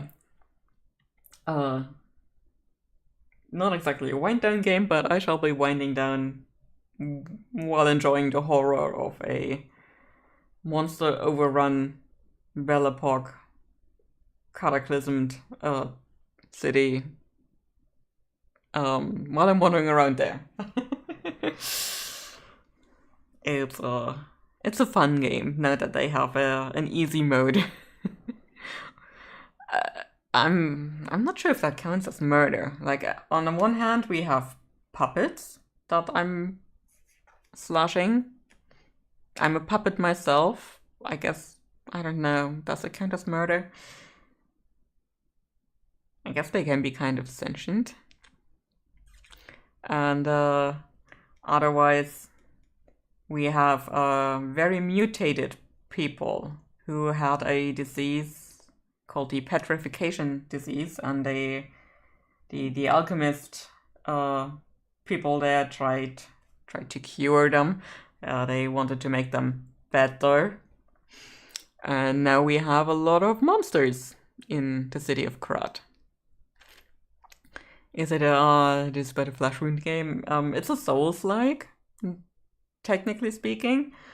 Which is why I'm very happy they released an easy mode for this, because I'm really not into Souls-like games for the gameplay or something. I do not necessarily enjoy a hard game. Sometimes I do want a challenge, but not for 20 hours or more, because I would probably need more.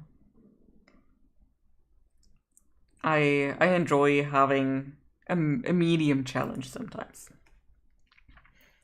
And it does have a couple of what are they called? Jump scares. And no, it's not. Yeah, and with the easy mode, it's not an endless grind either. It's like I die sometimes to a boss. Oh no, technically I've never died to a boss battle, more the mini bosses, because they came when I was exhausted and didn't have any healing or anything anymore. With the final bosses, you always get a save point right before them, which also restores your health and your health items. So when I go into the boss games, I can also summon a spirit. So another fighter, basically. And they can distract the boss while I slash them from behind. And yeah, Lies of P specifically is based on the story of Pinocchio. So you have the city of Karat, which is in its Belle Epoque era, and you have all these puppets around that basically fulfill the roles of maids, butlers, workers, and stuff.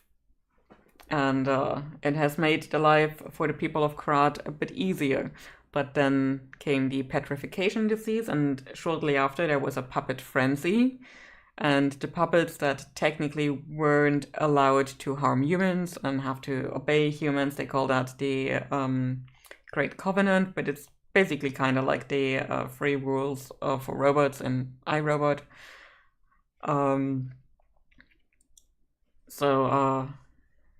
Yeah, basically similar there. And you have the puppet frenzy. And then you, as Geppetto's puppet, they never call you Pinocchio, get awakened by a blue butterfly. And the butterfly tells you to make your way to a hotel where you meet Sophia. That's pretty good. It came not the nest though. And she's kind of based on the Blue Fairy, and she tries to help you as the puppet, even though it goes against basically everything that Geppetto also wants for you.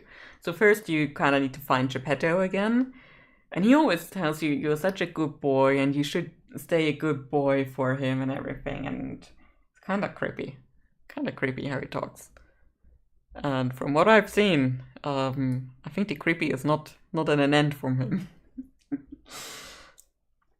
And in the end, you're kind of tasked to make your way through various parts of Karat in order to get to the King of Puppets. And defeat the King of Puppets in hopes that this will end the puppet frenzy. Yeah, good boy. Good boy. And yeah, I'm at a point where I've kind of discovered that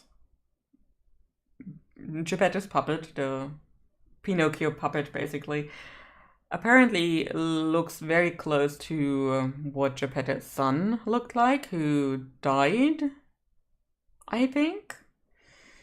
I guess. And the puppet has a pee organ, which is not for peeing, which, P as in the letter, capital P, which kind of looks like a heart.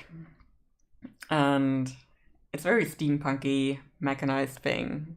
Looks kind of beautiful, like, the entire game has a really, really cool aesthetic. So, yeah. You kind of grow with every lie you tell.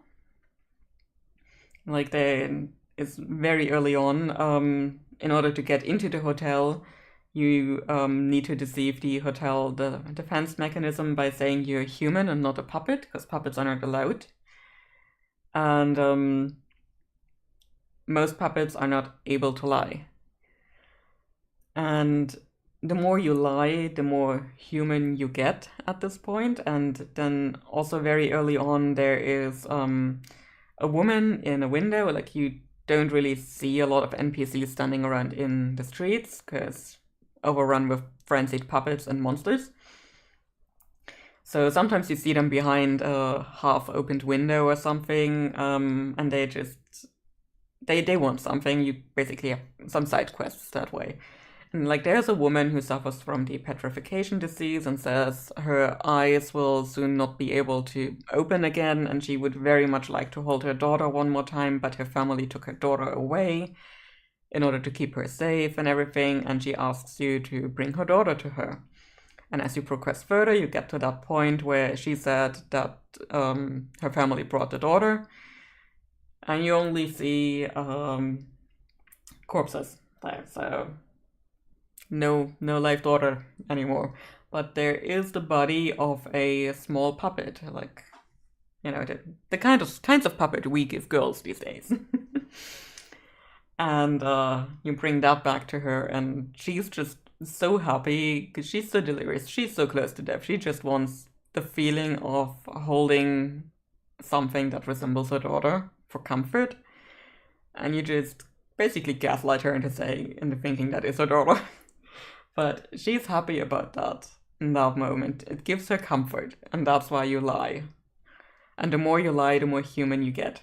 And the longer the nose on a portrait from Geppetto's son gets, it's kind of funny. And you can pet the cats in the game the more human you get. Yeah, I mean, it's interesting, yeah, but most of the lies you tell are the kinds of white lies where you just don't want people to be extra upset. Yeah, it's kind of dark and sad, and I feel there is some stuff coming at me at this point. Like, right now, the game hints that the big bad is one of the alchemists, and he definitely is not a nice human being from what I've seen so far. But again, this whole Geppetto and being a good boy and everything is also giving me the creeps. I do not trust this man. And I keep saying he's like my father. Yeah, and the music in the game is also amazing. It's like an eargasm, honestly. But yeah, it's one of those games where I'm like happy that it got an easy mode, because I would not be able to do this on hard mode. If it hadn't gotten an easy mode, I probably would have just watched a Let's Play at some point, just to experience the story. And yeah, but it's a good one. I'm having fun with this one. There was just one part where you are in an abandoned mall and also go into the cellars of that mall, and there's just a lot of mutated people, and oh, it's the kind of horror where I need to take that in doses. Because it's that part is not usually my stuff. With the puppets I can deal with. Like, they're creepy, yeah, because they're frenzied puppets, but I can deal with creepy. I cannot deal with actually scary stuff, so.